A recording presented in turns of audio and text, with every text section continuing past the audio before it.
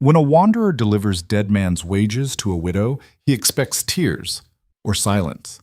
Instead, he finds her fighting to save three starving kittens in a barn ready to collapse. In a valley where everything is dying, she's protecting the smallest sparks of life. He came to settle a debt. She'll teach him what it means to stay. If you're watching from anywhere in the world, drop your city in the comments. I want to see how far this story travels. Hit that like button and let's begin. The valley looked like something God had given up on halfway through. Caleb Rourke guided his horse down the rutted trail, mud sucking at the animal's hooves with every step. March thaw had turned the ground into something between solid earth and swamp, and the smell of rot hung thick in the air.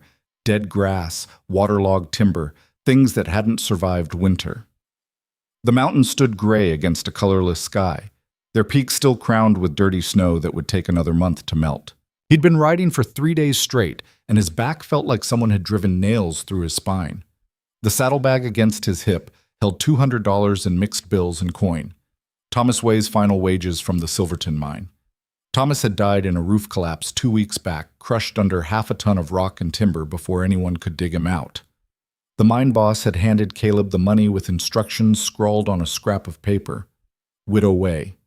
Rourke Valley. 2 days north. Simple enough.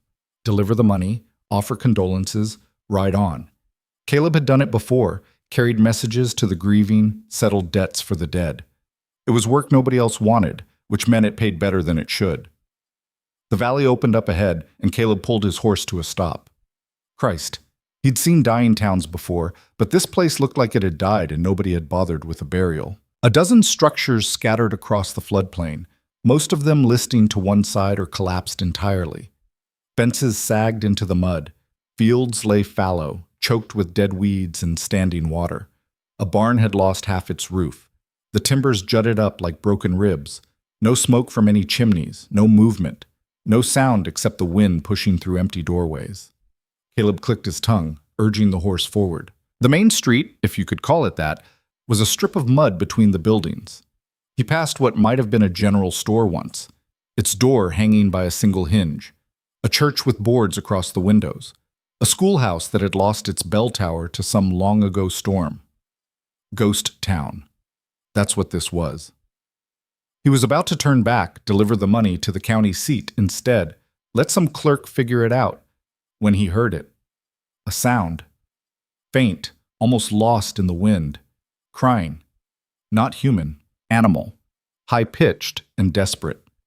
Caleb frowned, following the sound to the barn with the broken roof. The building leaned hard to the left, its foundation sinking into the mud on one side. The doors hung open, swinging slightly in the breeze.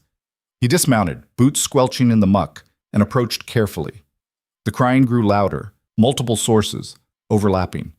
Kittens, he realized, very young ones. He stepped through the doorway and stopped. The barn's interior was a wreck, hay rotted in collapsed piles. Tools lay scattered, rusted and forgotten. Water dripped through the gaps in the roof, forming puddles on the dirt floor. And in the corner, surrounded by debris and ruin, knelt a woman. She had her back to him, hunched over something in her lap. Dark hair pulled into a braid that had come half undone. Worn dress, patched at the elbows. Her shoulders moved with a rhythm that might have been rocking, might have been trembling. The crying came from her lap. "Ma'am?" Caleb said. She didn't turn. Didn't acknowledge him at all. He took a step closer, hand instinctively moving toward his hip, not to his gun, just a habit when something felt off. "Ma'am, I'm looking for Mrs. Way, widow of Thomas Way." This time she moved, slowly, like someone surfacing from deep water. She turned her head just enough for him to see her profile, sharp cheekbone, set jaw, eyes that didn't quite focus on him. "You found her," she said. Her voice was flat, empty. "I have something for you, from the mine. Leave it on the barrel by the door." Caleb glanced at the barrel she'd indicated, half rotted, filled with rainwater. "I'd rather hand it to you directly, ma'am. It's money. Your husband's wages. Thomas is dead." "Yes, ma'am. I know. I'm sorry for—" "Leave it on the barrel." The crying from her lap intensified. 3 small shapes, he could see now. Kittens, barely old enough to have their eyes open, squirming against each other in the folds of her skirt. Caleb stood there, uncertain. He'd delivered death money before, but this felt different. Wrong, somehow. The woman wasn't crying, wasn't angry. She just sat there in the ruins of her barn, holding 3 dying animals like they were the most important thing in the world. "Ma'am," he tried again, "those kittens, they're starving." She said it matter-of-factly, like she was commenting on the weather. "Mother cat got killed by something 2 nights ago. Coyote, maybe. These 3 were in the hayloft. By tomorrow they'll be dead too." "Then why?" "Because everything else already died." She finally turned to look at him fully, and Caleb felt something cold slide down his spine. Her eyes weren't empty after all. They burned with something he couldn't name. Not grief, not anger, but something harder, more dangerous. The crops, the livestock, most of the people. This whole valley dried up and blew away, and nobody even noticed. So if these 3 want to live, I'm going to let them try. She had a small cloth in her hand, he saw now. Wet with something, milk maybe, or sugar water. She was trying to feed them, dabbing the cloth against their tiny mouths while they mewled and writhed. It wouldn't work. Caleb knew that. Kittens that young needed their mother, needed warmth and constant feeding. The woman was wasting her time on something already lost. But he didn't say that. Instead, he crossed to the barrel, pulled the saddlebag off his shoulder, and set it down carefully. The coins clinked together inside. $200, he said. The mine paid out his full contract, plus a death bonus. There's a receipt inside if you need it for anything legal. Elaraway didn't look at the bag. You came a long way to deliver bad news. It's what I do. What kind of man makes a living off other people's grief? Caleb had been asked that before, though never quite so directly. The kind who doesn't have much else to offer. She almost smiled. Almost. Honest, at least. The kittens were quieting now, exhausted from crying. One of them, the smallest, a scrap of orange fur, managed to latch onto the cloth and suckle weakly. Alara's whole body seemed to soften at that, just for a moment. You should get them somewhere warm, Caleb said. They won't last long in here. House isn't much better. Roof leaks, stoves broken. You have firewood? Some. Not enough to waste on cats. Caleb looked around the barn. Broken tools, rotted hay, and that gaping hole in the roof that would let in every drop of rain, every gust of wind. This whole place was falling apart, and this woman was trying to hold it together with nothing but stubbornness and wet cloth. He should leave. His job was done. The money was delivered, the obligation settled, but his feet didn't move. I could fix that, he heard himself say. Alara looked up at him, really looked at him for the first time. Her eyes were dark brown, almost black, and they studied him with an intensity that made him want to step back. Fix what? The roof, the stove, whatever else needs fixing. Why? Good question. Caleb didn't have a good answer. Because I'm here, he said finally, and you need help. I don't need charity. Didn't say it was charity. You could pay me out of that. He nodded toward the saddlebag. Thomas's death money? To fix the place that killed him? The bitterness in her voice was sharp enough to cut. Caleb understood it, though he didn't comment on it. Instead, he said, This place didn't kill him. The mine did. And from what I can see, if you don't get some repairs done before the spring rains really hit, you won't make it to summer anyway. She stared at him for a long moment. Then, without a word, she turned back to the kittens, dabbing the cloth against their mouths again. The orange one suckled. The other 2 squirmed weakly. I'll give you $20, she said finally. Fix the barn roof and the house stove. That's all I can spare. It was less than the job was worth, and they both knew it. But Caleb nodded. Deal. Barn's out back of the house. Tools or wherever you can find them that aren't rusted through. I don't have any spare lumber. I'll figure something out. She didn't thank him. Didn't even acknowledge he'd agreed. Just kept working with those dying kittens, trying to force life back into something the world had already decided was finished. Caleb turned and walked out of the barn, back to his horse. The animal stood patient in the mud, ears flicking at flies that shouldn't have been out yet, but were anyway. What the hell was he doing? He'd delivered the money. Could have been gone an hour ago, been halfway to the next job. Instead, he was staying in a dead valley to fix a barn for a widow who probably wouldn't survive the summer anyway. But he'd seen something in her eyes, that hard, burning thing, that refusal to accept what everyone else had already accepted, that this place was finished, that the valley had nothing left to give. She was fighting a losing battle, and she knew it. And she was fighting anyway. Caleb unsaddled his horse, rubbed the animal down with a handful of dry grass he found clinging to the fence line. He'd need to scout for lumber, assess the damage, figure out what could be salvaged and what needed replacing. As he worked, he heard the crying start again. Those kittens, demanding something their tiny bodies desperately needed and probably wouldn't get. By tomorrow, they'd be dead, Alara had said. Maybe. Maybe not. Caleb had learned a long time ago not to bet against stubborn women in hopeless situations. They had a way of surviving when everything said they shouldn't. He just hoped the same was true for dying kittens. The house was worse than the barn. Caleb stood in what passed for a main room and cataloged the damage. Roof leaked in 3 places. He could see the water stains on the floor, dark circles that spread from corner to corner.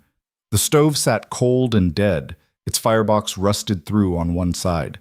The windows were intact at least, but barely. One had a crack running diagonal, held together with what looked like tree sap and prayer.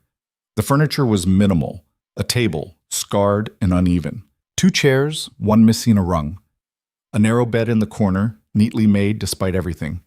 And in the other corner, a small wooden crate lined with what might have been an old coat.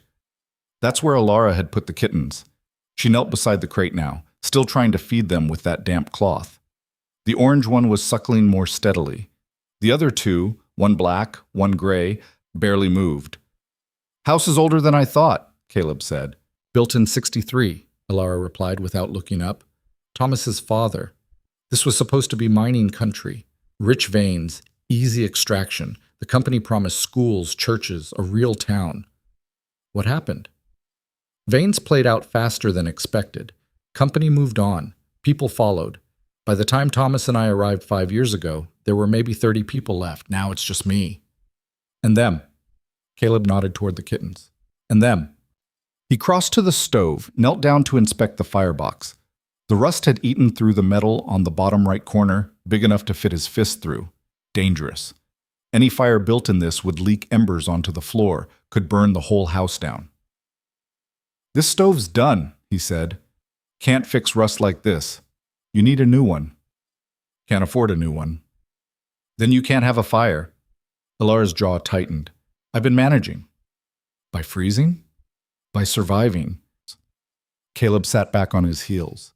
He'd met people like this before, so worn down by hardship that they couldn't see the difference between surviving and slowly dying. "Look," he said, trying to keep his voice level, "I can patch the roof leaks. I can shore up the walls. But without heat, without a way to cook, you're not going to make it through another winter. Winter's over. There'll be another one." She finally looked at him then, and he saw something flicker in her expression, not anger, not resignation. Something closer to exhaustion, the bone-deep kind that came from fighting too long against impossible odds. "I know," she said quietly. "I know I won't make it another winter. Not here. Not alone." The admission hung between them, stark and undeniable. "So what's your plan?" Caleb asked. "I don't have one." She turned back to the kittens, but her hands had stilled. "Thomas died 6 weeks ago. First week, I couldn't stop crying. Second week, I couldn't start. After that, I just kept going. Fed the chickens until they all died. Tried to plant early crops, but the ground's too wet. The well water tastes like metal. Everything's falling apart, and I can't fix it fast enough." "Then why stay?" "Where would I go?" The question wasn't rhetorical. She genuinely wanted an answer. "I don't have family, don't have money, not until you brought that bag. Can't read well enough to work in an office. Can't sew well enough to work as a seamstress. Thomas and I came here because the mine was hiring and we needed work. Now he's dead and the mine's closed and I'm stuck in a valley that nobody remembers exists." Caleb had no answer to that. He'd spent his whole adult life drifting from place to place, carrying other people's messages, settling other people's debts. He'd never had to worry about being stuck anywhere because he'd never stayed long enough to get stuck. But looking at Alara Way, surrounded by the ruins of her life, trying to save 3 kittens that would probably die anyway, he understood why she fought. Not because she thought she'd win, but because giving up meant accepting that all of it, Thomas's death, the failed mine, the dying valley, meant nothing. The kittens meant something, even if they died tomorrow. They meant someone cared enough to try. I'll see what I can do about the stove, Caleb said finally. Might be able to patch it well enough to get you through to fall. After that, he shrugged. After that, you'll need to figure something else out.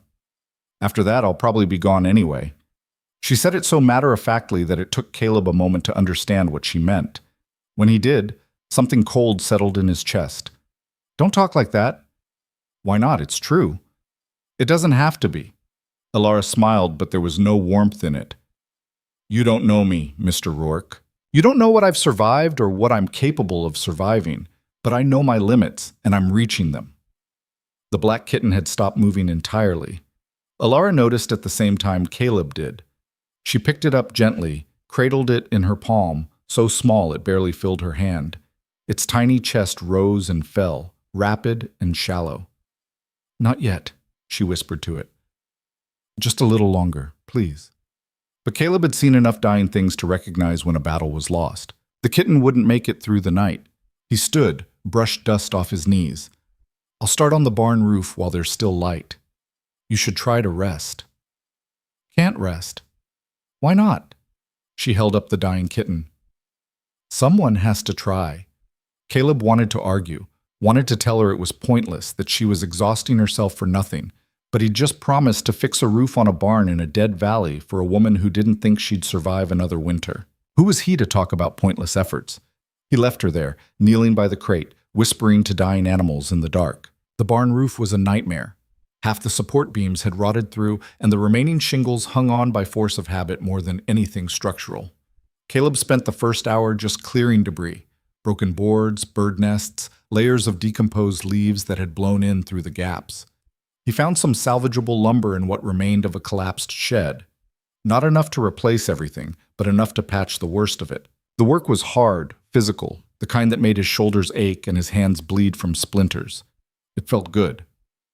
He'd spent too much time in the saddle lately, delivering messages, avoiding attachment. This was different. This was building something, fixing something. It wouldn't last. Nothing out here would last. But for now, for today, he could make this barn a little less broken than it was this morning. The sun was setting when Alara appeared in the doorway. She looked worse than before, hollow-eyed, swaying slightly like she hadn't eaten or slept. But she was carrying something. The black one died, she said. Caleb climbed down from the beam he'd been working on. I'm sorry.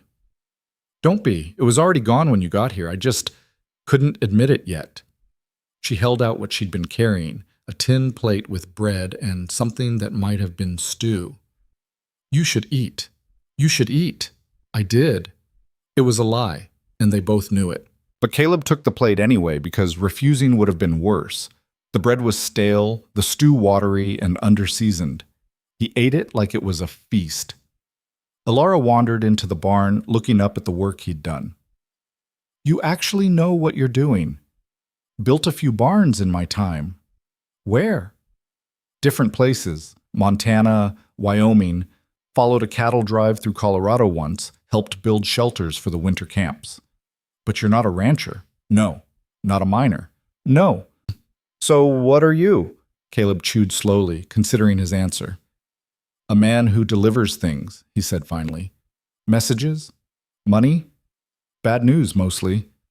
Sounds lonely. It is. She sat down on an overturned crate, careful to avoid the wettest parts of the floor. Thomas used to talk about drifters.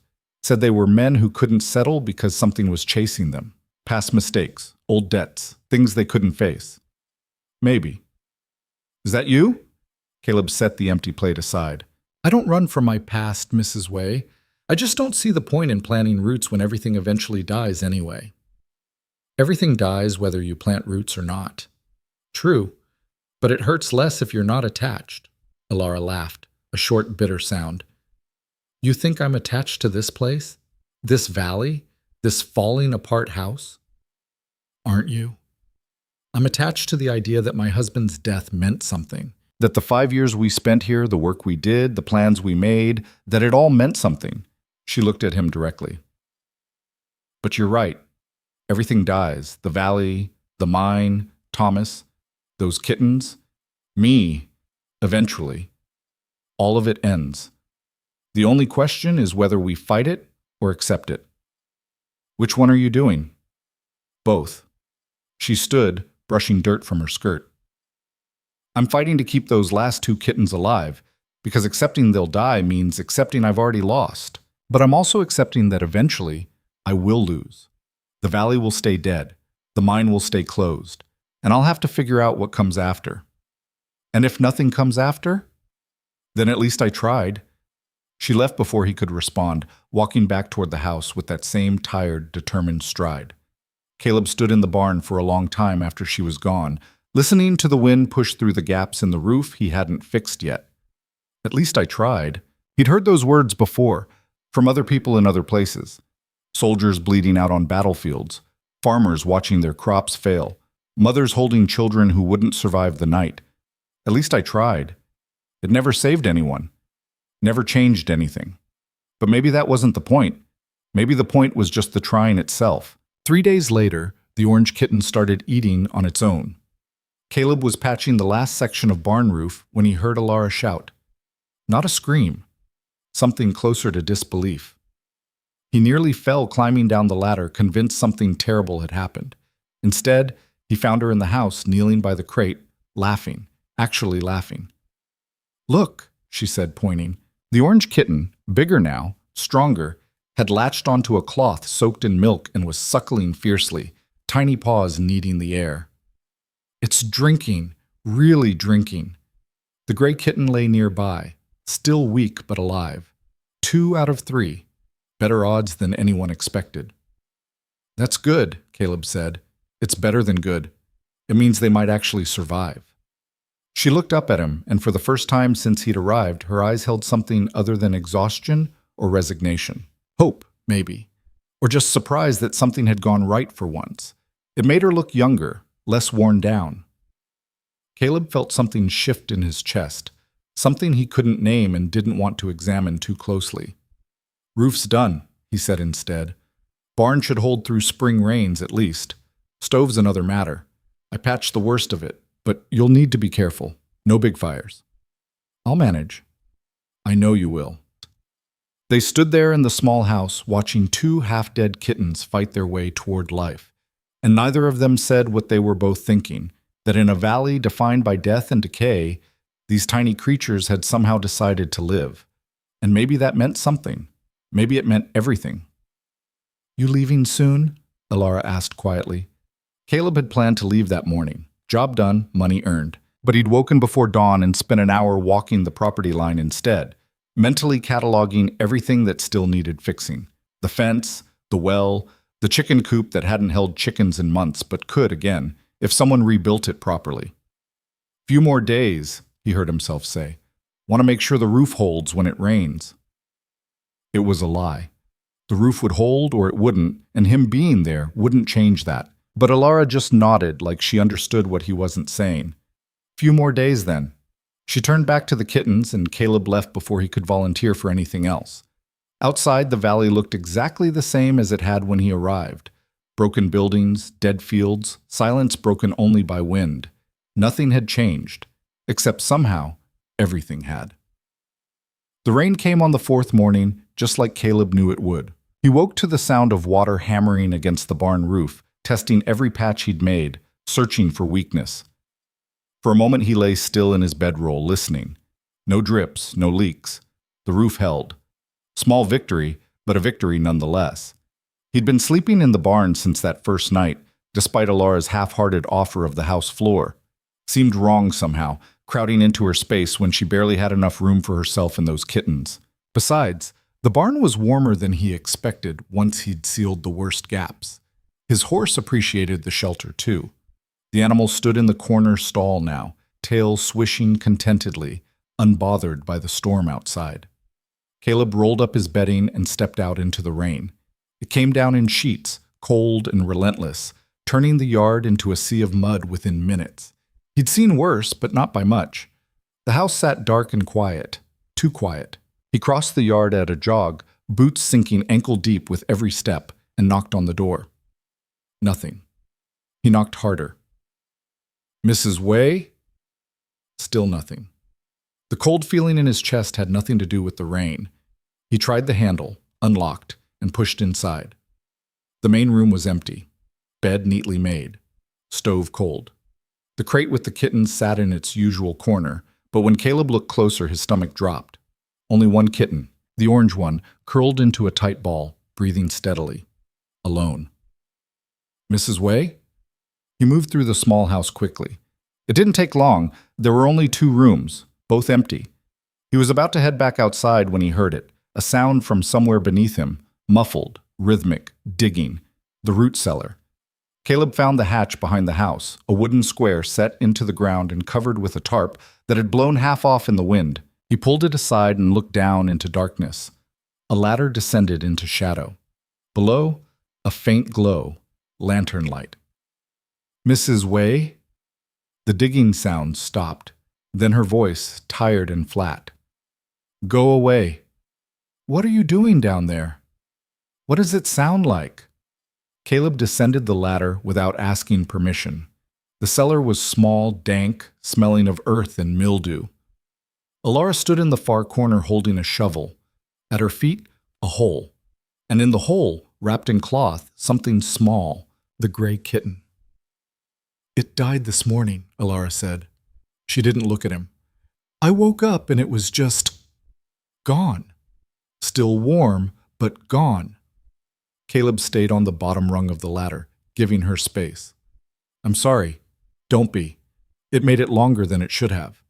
She thrust the shovel into the dirt pile beside the hole. Longer than anything else in this valley. That orange one's still fighting. For now. She knelt down, adjusted the cloth around the small body with careful hands, then slowly pushed dirt over it. The sound of earth hitting cloth was somehow worse than the digging had been. Caleb waited until she was done before speaking. Ground's going to flood down here with this rain. You should have buried it outside. Outside's all mud. This is the only dry ground left. She had a point. The whole valley was drowning. Alara climbed the ladder past him without a word, and he followed her back out into the rain.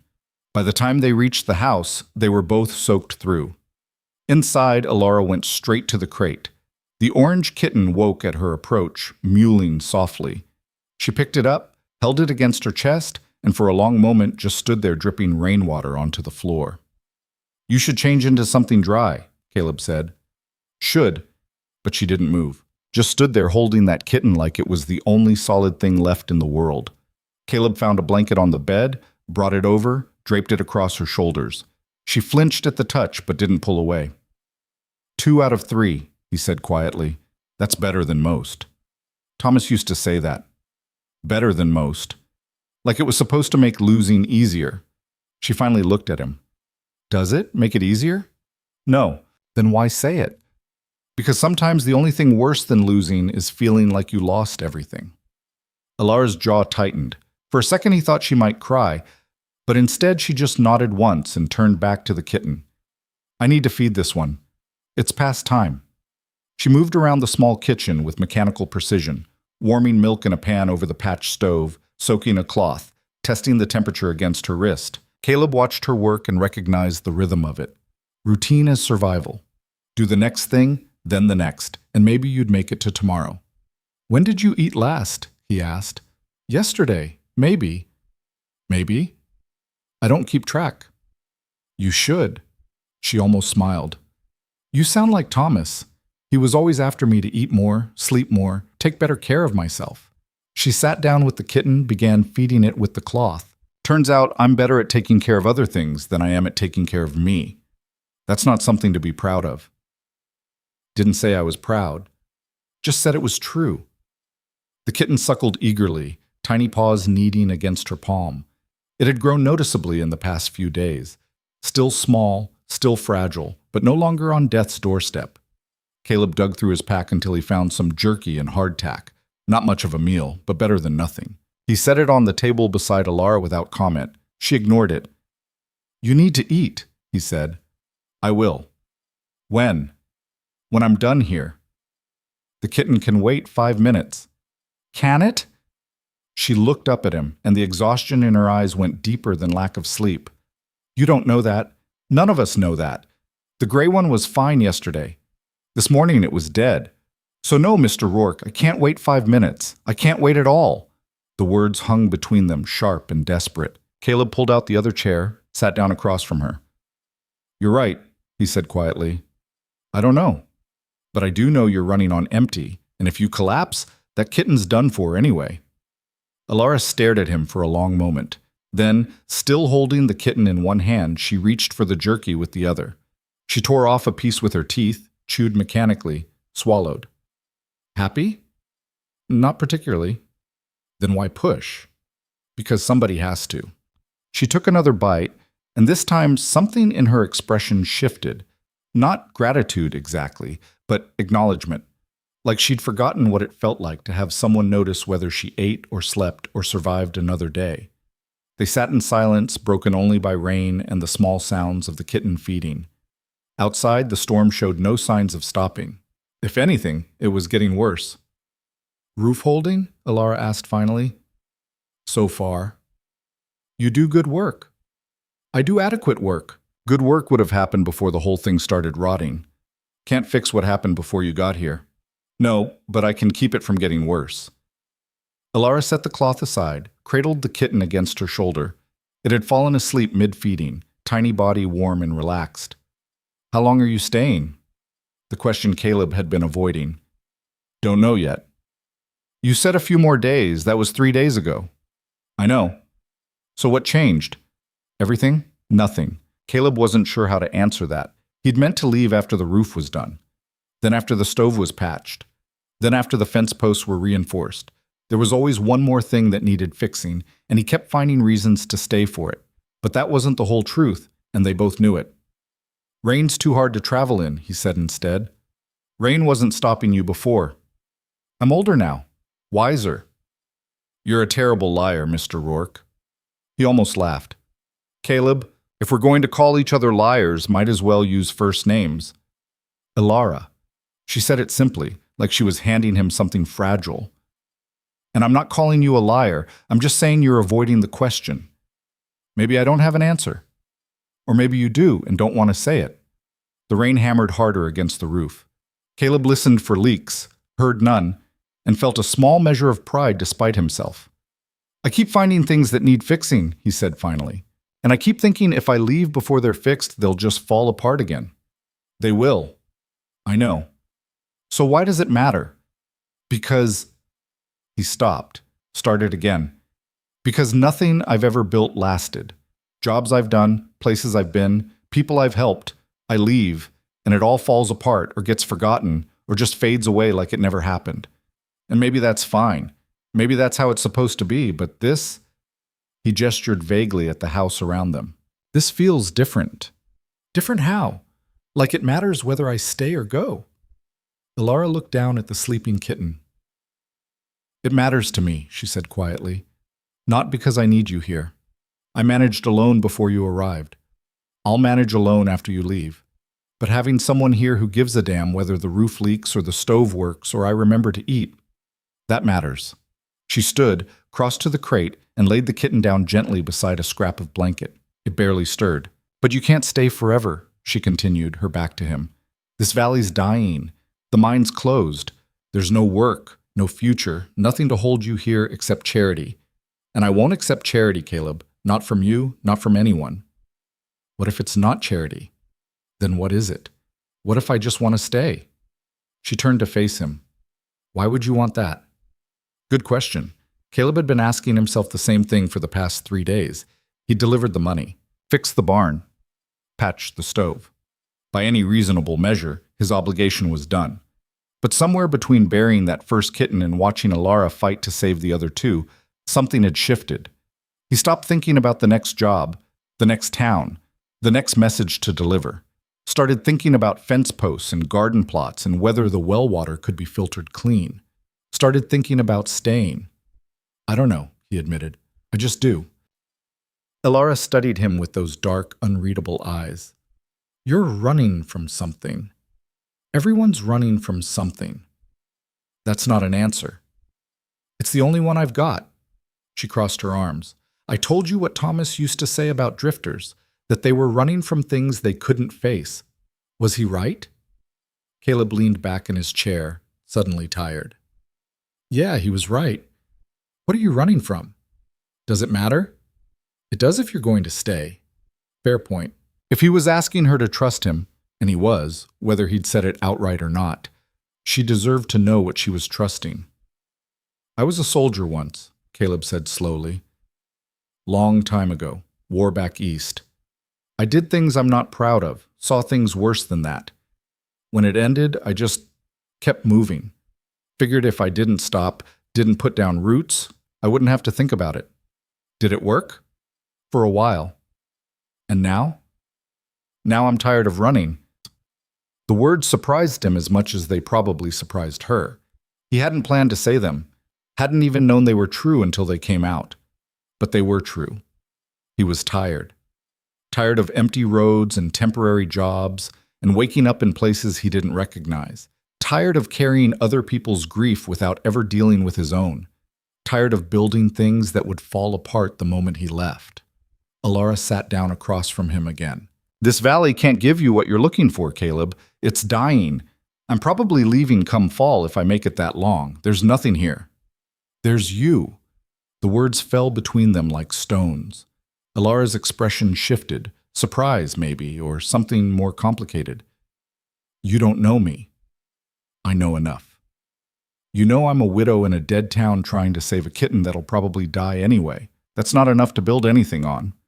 Maybe not, but it's more than I had a week ago. She shook her head slowly. You're going to get hurt. Probably. I'm going to disappoint you. I doubt it. Caleb, she stopped, searching for words. I can't be your reason to stay. I can barely take care of myself. I can't take care of you too. I'm not asking you to. Then what are you asking? Permission to stick around a little longer, fix the fence, clear the fields, maybe plant something before the season's too far gone. He met her eyes. And when you leave in the fall, if you still want to leave, I'll help you pack. I'll make sure you get somewhere safe, and then I'll move on too. Just like that? Just like that. She didn't believe him. He could see it in her face, and truth be told, he wasn't sure he believed himself either. But it was the only offer he had. There's no money left to pay you, Alara said. I use most of it for supplies. The rest needs to last me through summer. Don't need money. Everyone needs money. I need a place to sleep and food to eat. You've got a barn and a garden plot. We'll figure out the rest. Why? The question came out raw. Why do you care? Because I'm tired of leaving, Caleb thought. Because I'm tired of carrying grief without purpose. Because I looked at you fighting for those dying kittens and saw something I thought I'd lost a long time ago. But he didn't say any of that. Instead he said, because someone should. Alara stared at him for a long moment. Then she stood abruptly, crossed to the window, looked out at the rain. The fence is falling apart, she said finally. Posts are rotted, wires rusted through. It'll take weeks to fix properly. I've got weeks. Garden plot hasn't been turned in 2 years, ground's hard as stone. I'll manage. Well's questionable. Water tastes wrong. Might need digging deeper or finding a new source entirely. We'll test it first. See what we're working with. She turned to face him, and something in her expression had cracked open. Not hope. She was too worn down for that. But maybe the beginning of permission. Permission to try. If you're staying, she said slowly, we need rules. All right. You sleep in the barn, I sleep in the house. Agreed. You don't ask about Thomas. I don't ask about your war. Fair enough. And when I say it's time for you to go, you go. No arguments. No trying to change my mind. Caleb hesitated on that one, but he nodded. Deal. Alara crossed back to the table, held out her hand. Then welcome to the middle of nowhere, Caleb Rourke. Hope you don't regret it. He shook her hand. Her grip was firm, calloused, stronger than he expected. I've regretted worse decisions. Give it time. She almost smiled when she said it. Almost. Outside, the rain continued its assault on the valley. But inside the small house, with a sleeping kitten and a handshake deal, something had shifted. Caleb had stopped running, and Alara had stopped being quite so alone. Neither of them said it out loud, but they both felt it. The question was whether it would be enough. The rain lasted 3 days. Caleb spent most of it in the barn, sorting through salvageable materials and planning the fence repairs. Alara brought him meals, simple things, bread and weak soup, whatever she could stretch from her dwindling supplies. They didn't talk much, just ate together in comfortable silence while rain drummed overhead. The orange kitten grew stronger. Alara named it Ember, though she claimed names were pointless for something that might not survive. Then why name it at all? Caleb asked. Because calling it the orange one feels worse. Hard to argue with that logic. On the fourth morning, the rain stopped. Caleb woke to silence so complete it felt wrong. He stepped outside to find the valley transformed, not beautiful, but less broken.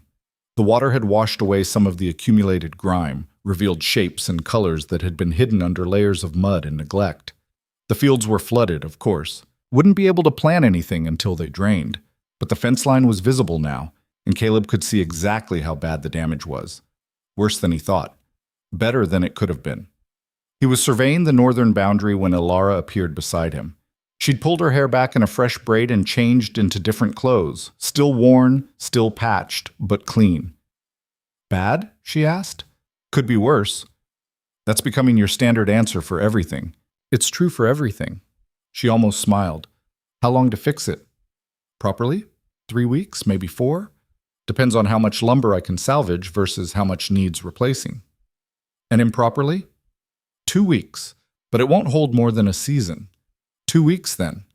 We'll deal with next season when it gets here. Caleb glanced at her. Thought you were leaving in the fall. I am, probably, but that doesn't mean I want the place falling apart before I go. They walked the fence line together, Caleb making mental notes of the worst sections while Alara pointed out which posts had been problematic even before Thomas died. The sun climbed higher, burning off the last of the morning fog, and for the first time since arriving, Caleb could see the valley's bones. It had been beautiful once. You could tell from the way the land folded into itself, protected from the worst winds by the surrounding mountains. Good water access from the creek that ran along the eastern edge. Rich soil in the bottomland, perfect for crops. Someone had looked at this place and seen potential, had built homes and barns and tried to create something lasting. They'd failed, but they'd tried. Thomas's father chose this spot, Alara said, reading his thoughts. He'd been a farmer back east, lost everything in the panic of '57, came west looking for a fresh start. The mining company promised work, promised a town, promised a future. He believed them. And Thomas? Thomas believed in his father, even after the old man died, even after the veins started playing out. He kept thinking if he just worked harder, stayed longer, believed stronger, it would all work out. But it didn't. No, it didn't. She stopped walking, stared out at the flooded fields. I used to resent him for that, for dragging me here, for making me believe in something that was already dying. But he really thought we could make it work. Right up until the roof came down, he thought we could make it work. Caleb didn't know what to say to that. There wasn't much you could say to someone else's grief except that you'd heard it and wouldn't forget it. I'm going to start on the northwest corner, he said instead. Posts there are the worst. Once those are secured, the rest should go faster. Alara nodded. I'll work on the garden plot. Even if we can't plant much, I can at least turn the soil, pull the weeds, make it ready for whoever comes after. You think someone will? Someone always does. People are stubborn that way. She walked back toward the house, and Caleb headed for the tool shed. He'd found a decent post hole digger in there yesterday, along with some wire that might hold if stretched carefully. The work was brutal. The ground had been soft from rain but was hardening fast under the sun, and every post required fighting the earth for purchase. By midday, Caleb's hands were bleeding despite the gloves he'd scavenged. His back screamed protest with every lift and drop of the digger, but the posts went in, one after another, slow and steady. He was tamping down the 5th post when Alara appeared with water and a cloth for his hands. You're bleeding through the gloves, she said. I know. You should stop. I'm fine. You're stubborn. So are you. She sat down on a nearby rock while he drank. The water tasted slightly metallic, that well problem she'd mentioned, but it was cold and wet, and that was enough. I've been thinking, Alara said. About? What happens if you're still here in the fall? Caleb lowered the water tin. Thought we had a deal. You say go, I go. We do. But what if I don't say it? Why wouldn't you? Because maybe I'm tired of being alone. Maybe I'm tired of making every decision by myself. Maybe... She stopped, started again. Maybe I don't want to leave if there's a reason to stay. Caleb set the tin down carefully. Elara, I'm not asking for promises, she said quickly. I'm not asking for anything except honesty. If you're going to stay, really stay, I need to know it's not just charity or guilt or some misplaced sense of obligation. It's not. Then what is it? He looked at her sitting there on that rock, sun catching the dark of her hair, shoulders squared despite exhaustion, and he realized the answer was simpler than he'd been making it. It's selfish, he said. I'm staying because I want to, because being here, fixing things, working beside you, it feels like something I've been missing my whole life without knowing it. That's not selfish. It is if I'm using your grief to fill my own emptiness. Elara shook her head. My grief isn't something you can use, Caleb. It just is. And if you being here makes it easier to carry, that's not selfish. That's just human. The words settled between them, honest and uncomfortably true. So what are we doing? Caleb asked finally. I don't know. Building a fence? Saving a kitten? Trying not to drown in a dying valley. She stood, brushed dirt from her skirt. And maybe, if we're lucky, figuring out what comes after. And if we're not lucky, then at least we tried. There it was again, that phrase. At least we tried. Maybe Elara was right. Maybe trying was enough. Garden plot's not going to turn itself, she said. Fence posts aren't going to dig themselves. Then I guess we both better get back to work. She walked away before he could respond, but something had changed in the air between them. An acknowledgement, maybe. Or permission. Permission to build something that might not last. Permission to try anyway. Caleb picked up the post hole digger and got back to work. The fence took longer than 2 weeks, not because Caleb worked slowly, but because every section he repaired revealed 3 more problems underneath. Rotted support beams. Ground that had shifted and destabilized the post holes. Wire so rusted it crumbled when touched. He didn't complain, just kept working. Elara turned the garden plot in half the time she'd estimated. The soil was better than she'd thought. Hard packed from neglect, but rich underneath. She spent a week pulling rocks, breaking up clumps, mixing in what little compost she could scrape together from the barn. They fell into a rhythm. Up before dawn, work until the sun climbed too high, rest through the worst heat, then back at it until dark. Meals together in silence or near silence. Too tired for conversation that mattered. Sleep. Repeat. It should have been miserable. Somehow it wasn't. 3 weeks in, Caleb woke to find Ember sitting on his chest. The kitten had grown bold in recent days, exploring beyond the crate, climbing furniture, attacking Elara's bootlaces with the fierce determination of a creature that had forgotten it was supposed to die. But this was the first time it had ventured into the barn. How'd you get in here? Caleb asked. Ember responded by digging tiny claws into his shirt and purring like a broken wagon wheel. You're supposed to stay with Elara. The purring intensified. Caleb sat up carefully, cradling the kitten. Through the barn's open door, he could see the house, lamp already lit in the window. Elara was up early. He carried Ember across the yard and found Elara at the table, surrounded by papers. The lamp cast harsh shadows across her face, making the circles under her eyes look deeper than usual. Lost something? Caleb held up the kitten. Elara glanced up, distracted. Left the door cracked. Didn't think she'd wander that far. She's getting brave. She's getting reckless. But Elara held out her hands, and when Caleb passed over the kitten, her expression softened. Like someone else I know. I'm not reckless. You climbed a ladder with a broken rung yesterday.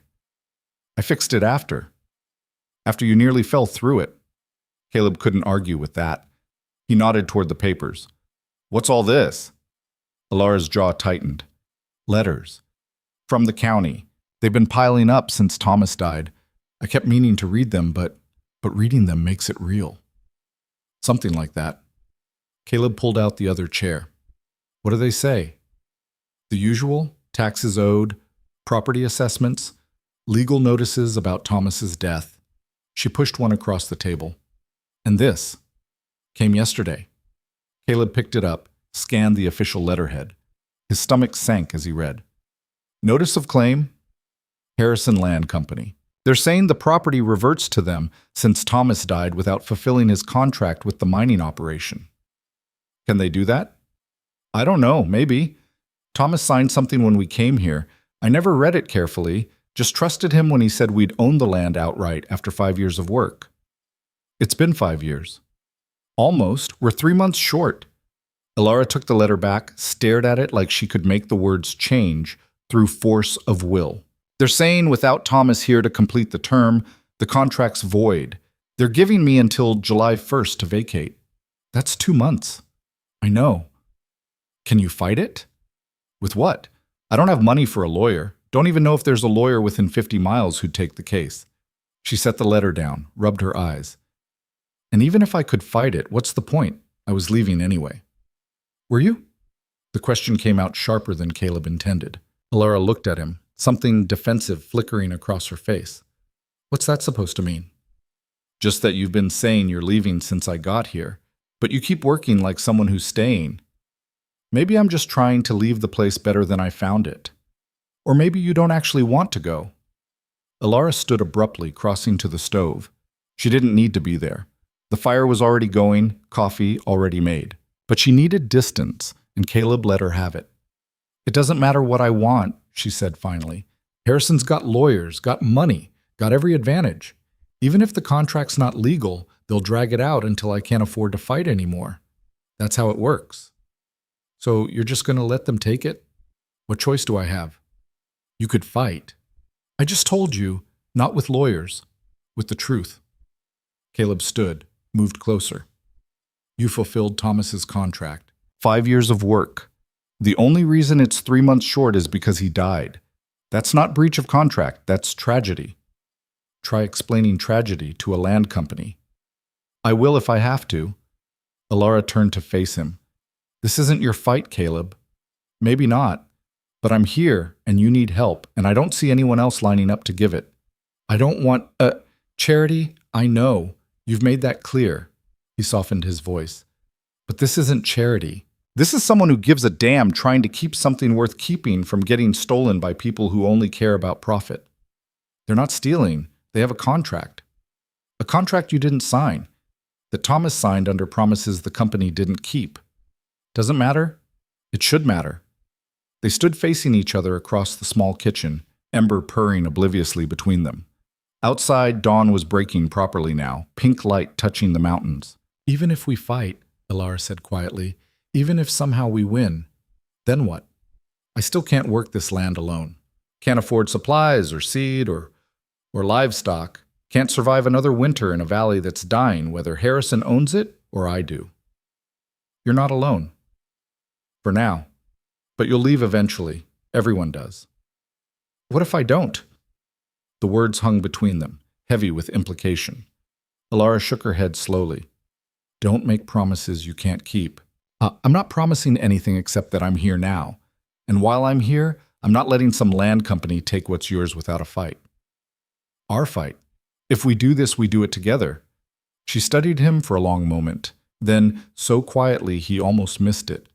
Why? Because it's right. That's not enough. Because I'm tired of watching good people get crushed by people who don't care about anything except money. Still not enough. Because... He stopped, started again. Because in 3 weeks, this place has felt more like home than anywhere I've been in 15 years, and I'll be damned if I let them take that without a fight. Something in Elara's expression cracked, not breaking, cracking open, like she'd been holding herself so tight for so long that any softness felt dangerous. You're an idiot, she said. Probably. This is going to end badly. Maybe. We're going to lose. We might. But at least we'll lose fighting. She almost smiled. Almost. At least we tried? Exactly. Ember chose that moment to squirm free of Elara's arms, landing on the floor with a soft thump before immediately attacking Caleb's bootlace. They both looked down at the kitten, fierce and fearless, taking on an enemy 50 times its size. She doesn't know she's supposed to lose, Elara said. Neither did you when you were trying to save her. And look how that turned out. Caleb glanced at Ember, now thoroughly tangled in his laces and purring victoriously. Looks pretty good from where I'm standing. Elara bent down, scooped up the kitten before it could do more damage. We'll need help. Someone who knows the law, or at least knows how to read a contract properly. There's a county seat 2 days south, probably has a land office, maybe a lawyer or two. On what money? I've got some saved. I'm not using your money. Then consider it an investment. I help you keep the land, you let me work it, even trade. She wanted to argue. He could see it in her face. But practicality won out over pride. We leave tomorrow, she said. Early. The sooner we know what we're fighting, the better. Agreed. And Caleb? She met his eyes. If this goes wrong, if we lose everything and Harrison kicks us out anyway, you don't get to feel guilty. You don't get to blame yourself. This was my choice as much as yours. Our choice. Our choice, she echoed. Outside, the sun finished clearing the mountains, flooding the valley with light. It caught the newly repaired fence, the turned garden soil, the barn with its patched roof. It wasn't much, but it was theirs. For now, anyway. They left before dawn the next morning, Elara riding behind Caleb on his horse. She'd protested at first, said she could walk, said she didn't need help. But 2 days on foot versus 1 day riding double was simple math. Just hold on, Caleb told her. Horse can handle both of us. I don't like being this close. I know. It's not personal. I know that too. She gripped his waist stiffly, keeping as much distance as possible while still staying on the horse. But after an hour, exhaustion won out over discomfort, and she relaxed slightly against his back. They rode in silence through the morning, following the road south as it climbed out of the valley and into the foothills. The landscape changed gradually. Fewer trees, more scrub grass, rocky outcroppings that looked like they'd been thrown there by an angry giant. Around midday, they stopped to rest the horse and eat. Caleb had packed bread and jerky. Elara had brought apples from the last of the previous year's stores, wrinkled and soft, but still edible. How far to the county seat? Elara asked. Should make it by nightfall if we keep steady. And if we don't find help there, then we keep looking. She bit into her apple, chewed thoughtfully. You really think we can win this? Honestly, I don't know. But I know Harrison's counting on you giving up without a fight. So even if we lose, at least we make them work for it. Spite is strategy. Sometimes spite's all you've got. She almost laughed. Thomas would have hated this. He believed in doing things properly, following the rules, trusting the system. How'd that work out for him? Not well. She finished the apple, threw the core into the brush. But he was a good man, better than me in a lot of ways. I doubt that. You didn't know him. I know he married you. That shows good judgment. Elara's expression shifted. Surprise, then something softer. You trying to charm me, Caleb Rourke? Just stating facts. Well, state them quieter. They make me uncomfortable. Noted. They rode on through the afternoon. The sun climbed high and harsh, beating down without mercy. Caleb could feel Elara wilting behind him, her grip loosening as exhaustion set in. We can rest again if you need, he offered. I'm fine. You're exhausted. I said I'm fine. Elara. I'm fine, Caleb. Drop it. He dropped it, but he slowed the horse anyway, easing the pace to something more sustainable. The county seat appeared just as the sun touched the horizon. It wasn't much. A main street, maybe 20 buildings total, most of them wood frame and weathered. But compared to the ghost town valley, it looked like civilization. They found a boarding house that would let them stable the horse for $1. The landlady, a sharp-eyed woman in her 50s, looked them over with obvious suspicion. You two married? No, ma'am, Caleb said. Then I'll need you in separate rooms. I run a respectable establishment. That's fine. The rooms cost more than Caleb wanted to spend, but they needed somewhere to sleep that didn't involve the ground. He paid for 2 nights, tomorrow to visit the land office, the day after to ride back. Elara's room was barely bigger than a closet, but it had a real bed and a window that looked out on the street. She stood at that window for a long moment after Caleb left, staring down at the people moving below. Real people. Living lives, not slowly dying in a forgotten valley. She could leave, she thought. Right now. Just walk away from all of it. The land claim, the valley, Caleb and his stubborn insistence on fighting. Take what was left of Thomas's death money and start over somewhere new. But even as she thought it, she knew she wouldn't. Because Caleb was right about one thing. This was worth fighting for. Not the land itself, maybe, but what it represented. The 5 years she'd spent there, the life she'd built with Thomas, the future she'd imagined before the mine roof came down and crushed everything. If Harrison took the land without a fight, it meant all of it. The work, the sacrifice, the loss, meant nothing. And she couldn't accept that. Not yet. The land office opened at 8. They were waiting at the door by 7:30. The clerk who finally let them in looked like he'd been doing this job for 30 years and hated every minute of it. Thin, gray, shoulders permanently hunched from bending over paperwork. "Help you?" he asked without looking up. "We need information about a property claim," Caleb said. "Harrison Land Company versus the Way property in Rourke Valley." That got the clerk's attention. He looked up, studied them both. "You're the Way widow?" "I am," Elara said. "And you are?"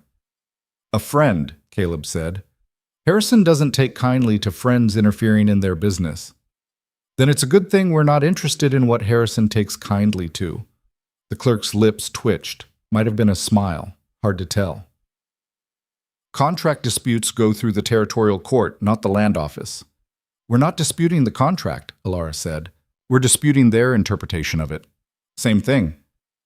"Is it?" The clerk sighed, pulled out a ledger, flipped through pages. "Contract signed March 18, 1868. Thomas Way agrees to work the Silverton mine for 5 years in exchange for land rights to parcel 14B in Rourke Valley.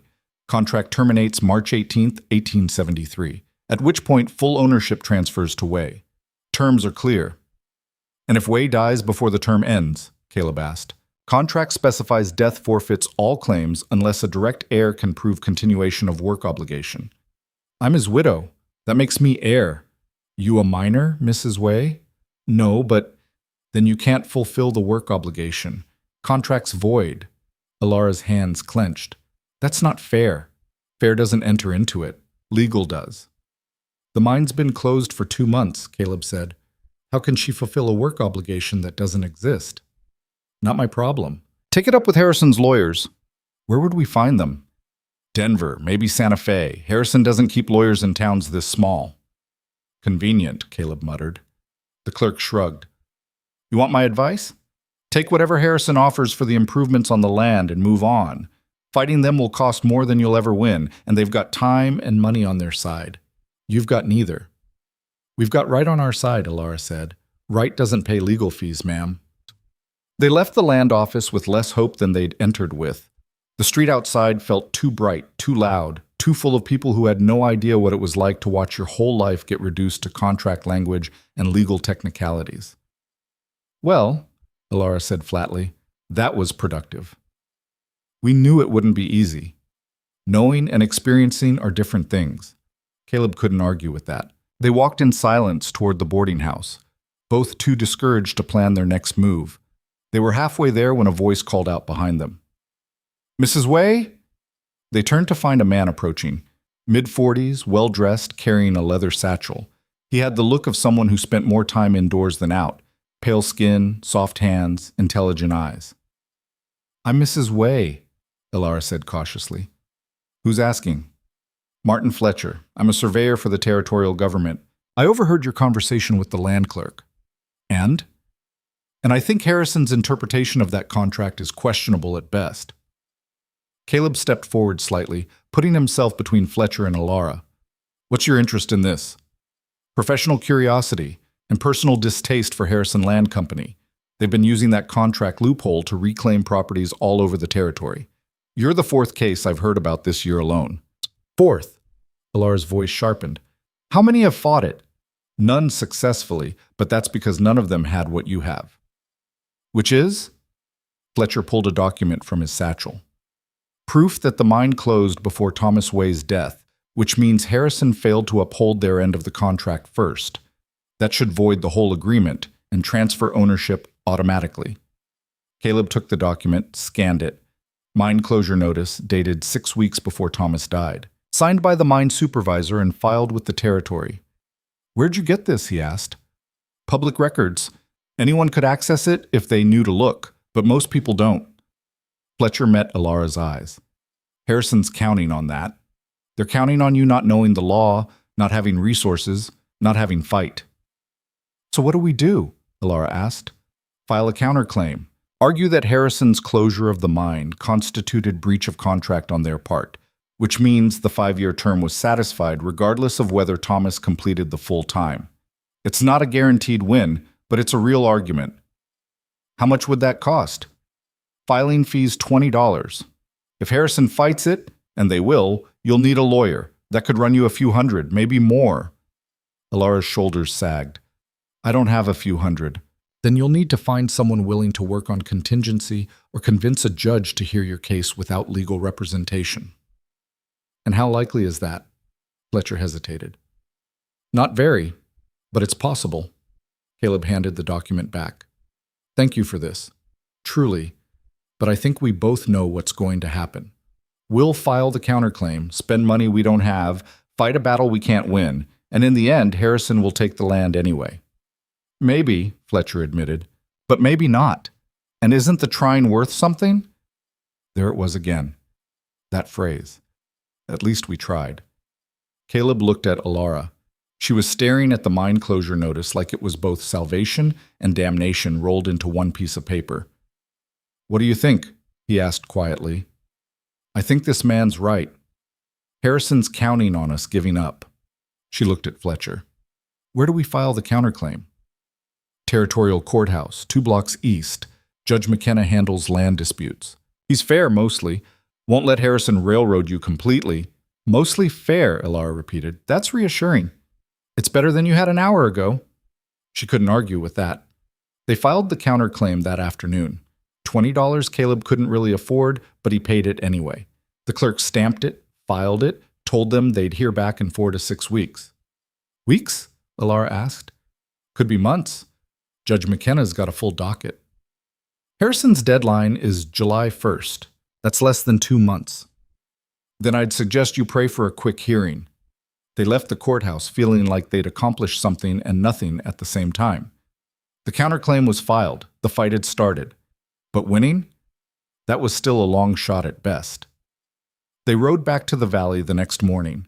Alara was quieter than usual, lost in thoughts Caleb didn't interrupt. The land scrolled past, rocks and scrub and endless sky. It wasn't until they were almost home that she spoke. We're going to lose, aren't we? Probably. Then why fight? Because sometimes losing while fighting is better than losing without trying. She leaned forward slightly, her forehead resting against his shoulder blade.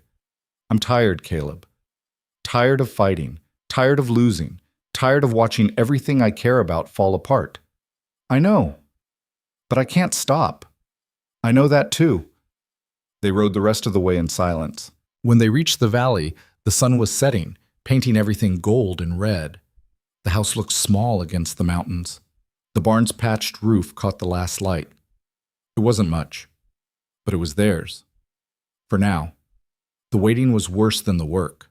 Caleb threw himself into finishing the fence, reinforcing the chicken coop, clearing the irrigation ditches that had filled with debris over the winter. Anything to keep his hands busy and his mind from circling back to the courthouse. The counterclaim, the deadline that crept closer every day. Alara planted the garden with seeds she'd bought using the last of Thomas's death money. Potatoes, beans, carrots, things that would grow fast if they grew at all. She worked in silence mostly, but sometimes Caleb would catch her staring at the mountains like she was trying to memorize them. Thinking about leaving? He asked one afternoon. She didn't look away from the peaks. Thinking about staying? Those aren't the same thing. No, they're not. 4 weeks passed with no word from the courthouse. Then 5. The garden started showing green, tiny shoots pushing through the soil with the kind of stubborn determination that reminded Caleb of Alara herself. Ember grew into a cat that thought she was much larger and more dangerous than she actually was. She hunted mice in the barn, climbed everything climbable, and had developed the habit of sitting on Caleb's chest at dawn to demand breakfast. She's your problem now, Alara told him. You're the one who fed her that first time. You're the one who saved her. And you're the one she actually likes. It was true. Ember tolerated Alara but adored Caleb, following him around the property like a small orange shadow. He pretended to be annoyed by it. Wasn't fooling anyone. 6 weeks after filing the counterclaim, a rider arrived. Caleb was mending harness leather when he heard hoofbeats.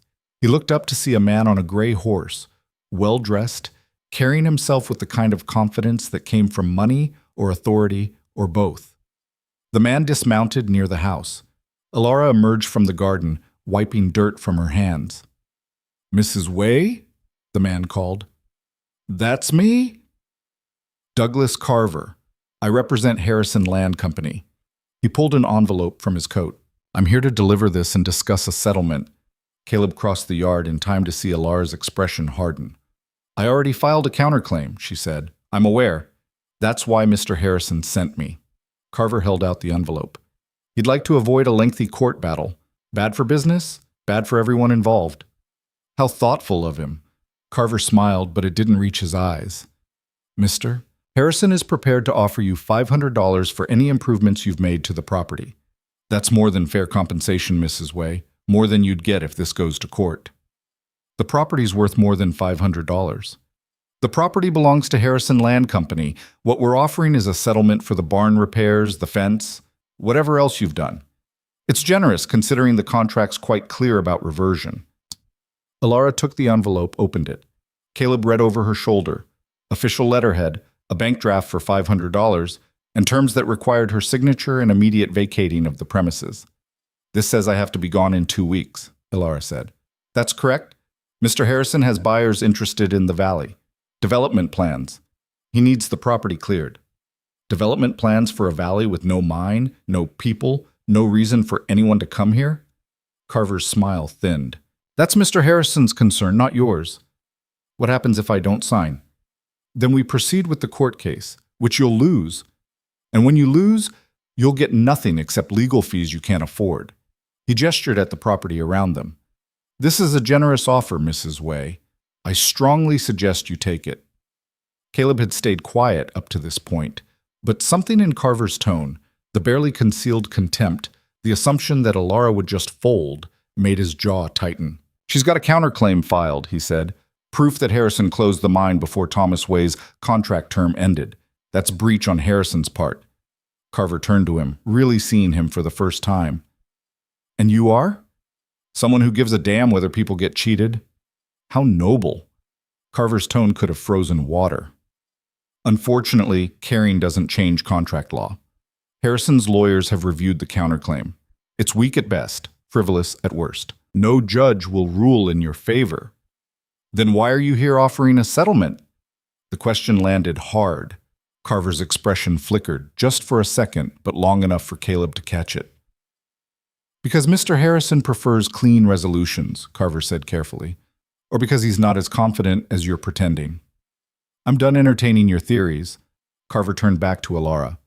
"You have until sundown to decide. Sign the settlement and take the money, or refuse and face the consequences. Your choice, Mrs. Way." He mounted his horse and rode off without waiting for a response. Alara stood holding the envelope, staring at the bank draft like it was a snake that might bite. $500, she said quietly. More money than Thomas made in 2 years at the mine. "It's not enough. It's something. It's payment to disappear quietly." She looked at him. "Maybe that's what I should do." "You don't believe that." "I don't know what I believe anymore." She crumpled the envelope in her fist. "I'm tired, Caleb. Tired of fighting a battle I can't win. Tired of watching everything fall apart no matter how hard I work. Maybe Carver's right. Maybe taking the money and leaving is the smart choice. Smart and right aren't always the same thing." "No, but sometimes smart is what keeps you alive." She walked back toward the house, and Caleb didn't follow. He understood the exhaustion in her voice. The weight of too many losses piling up until giving up started looking like survival. But he also knew what Carver's arrival meant. Harrison was worried. Worried enough to send someone to buy them off before the court hearing, which meant the counterclaim had teeth, more teeth than Carver wanted to admit.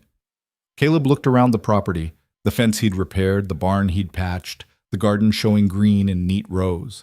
Alara had put 5 years of her life into this place. had buried her husband here, had fought to save 3 dying kittens because it was the only thing left she could save. And now Harrison wanted to erase all of it for $500 and 2 weeks' notice. Not if Caleb had anything to say about it. He found Alara in the house sitting at the table with the settlement papers spread out in front of her. Ember had curled up in her lap, purring. "What if we don't sign?" Caleb asked. "We lose in court and get nothing. Or we win." "We won't win." "We might." Alara looked up at him, and the defeat in her eyes cut deeper than any wound he'd taken in the war. "Why do you believe that? What do you see that I don't?" "I see Carver riding out here personally instead of just letting the court case proceed.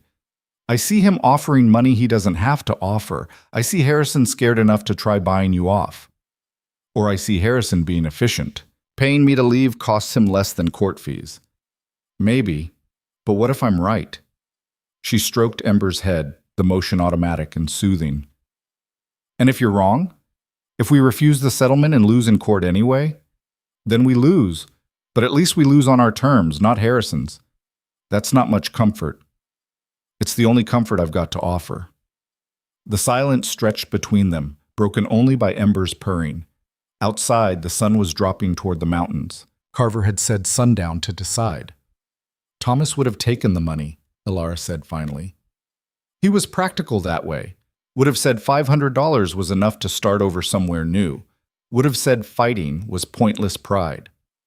"What do you say?" She was quiet for a long time. Then she picked up the settlement papers and walked to the stove. She opened the firebox, fed the papers into the flames, and watched them burn. "I say Harrison can go to hell." Caleb felt something loosen in his chest.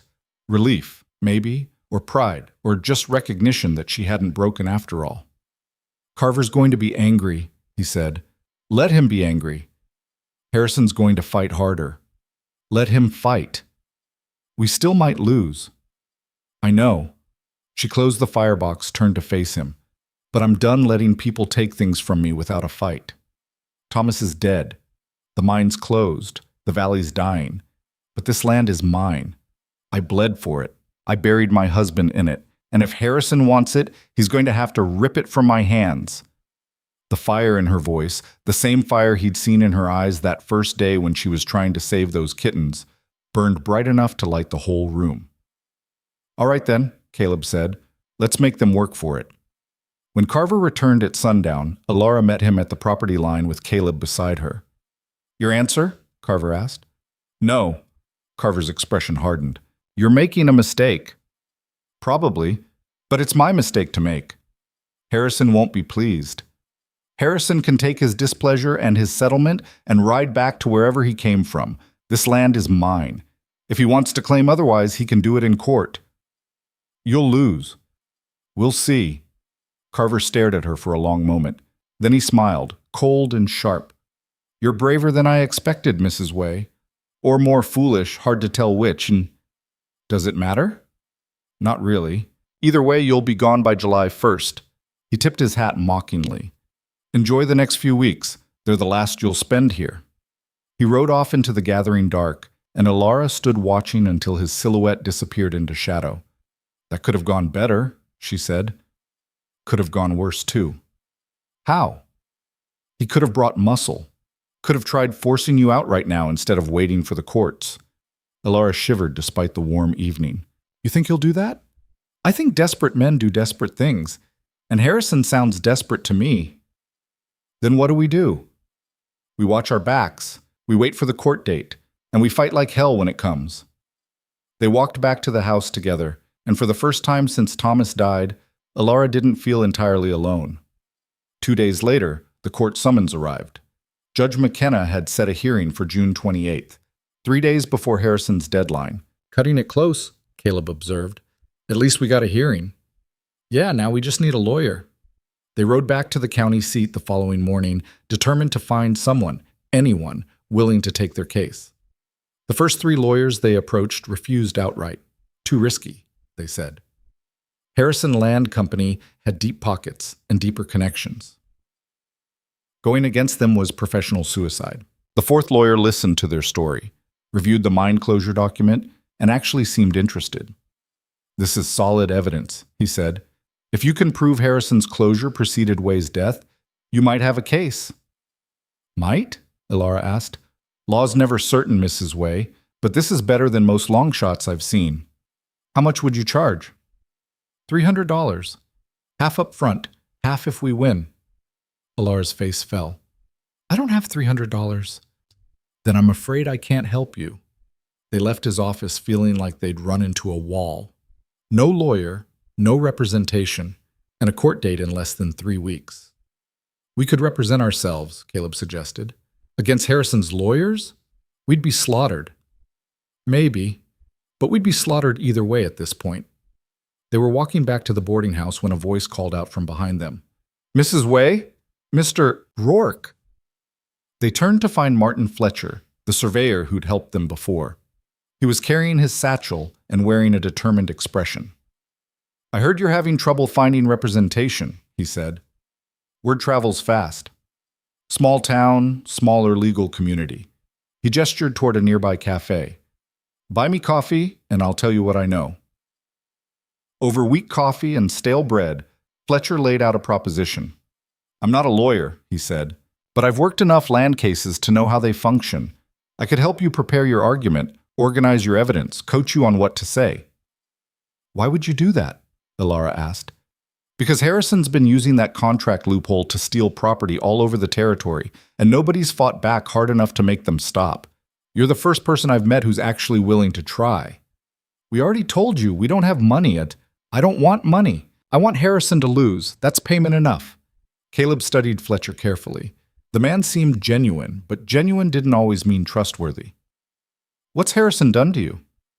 Took my sister's property 3 years ago. Same contract trick. She had 6 months left on a mining contract when her husband died. Harrison swooped in, claimed breach, kicked her out. She's been living with me ever since. Fletcher's jaw tightened. So yes, this is personal, but that doesn't make it wrong. No, Ilara said slowly. It doesn't. They spent the next week at Fletcher's house going over every detail of the case. He taught them how to structure an argument, how to present evidence, how to respond to objections. He drilled them on procedure until Ilara could recite it in her sleep. You'll be going against Jacob Morrison, Fletcher told them. He's Harrison's lead attorney, smart, ruthless, and very good at making honest people look like fools. Encouraging, Caleb muttered. I'm not trying to encourage you. I'm trying to prepare you. Morrison will attack your credibility, your evidence, your right to even be in that courtroom. You need to be ready. And if we're not ready enough? Fletcher met their eyes. Then you lose, and Harrison wins again. They returned to the valley 1 week before the hearing, exhausted but as prepared as they could be. The garden had grown in their absence. Beans climbing the stakes Ilara had set, potato plants spreading green leaves, carrot tops feathering in neat rows. Look at that, Ilara said softly. Something actually grew. You sound surprised. I am. Everything else I've tried to grow here died. These are different. How? You're different. Not trying so hard. Just letting things be what they are. She looked at him. When'd you become a philosopher? About the same time you became a fighter. She almost smiled. They spent the remaining days getting their affairs in order, just in case. Ilara wrote letters to distant relatives she barely knew, explaining what to do with the property if the hearing went badly. Caleb made sure the barn was secure, the fence would hold, the garden had enough water. The night before they were supposed to leave for court, Ilara couldn't sleep. Caleb found her sitting outside, staring at the stars. Thinking? He asked. Panicking. Same thing. Not helpful. He sat down beside her. What are you panicking about specifically? Everything. The hearing, Morrison, losing everything and having nowhere to go.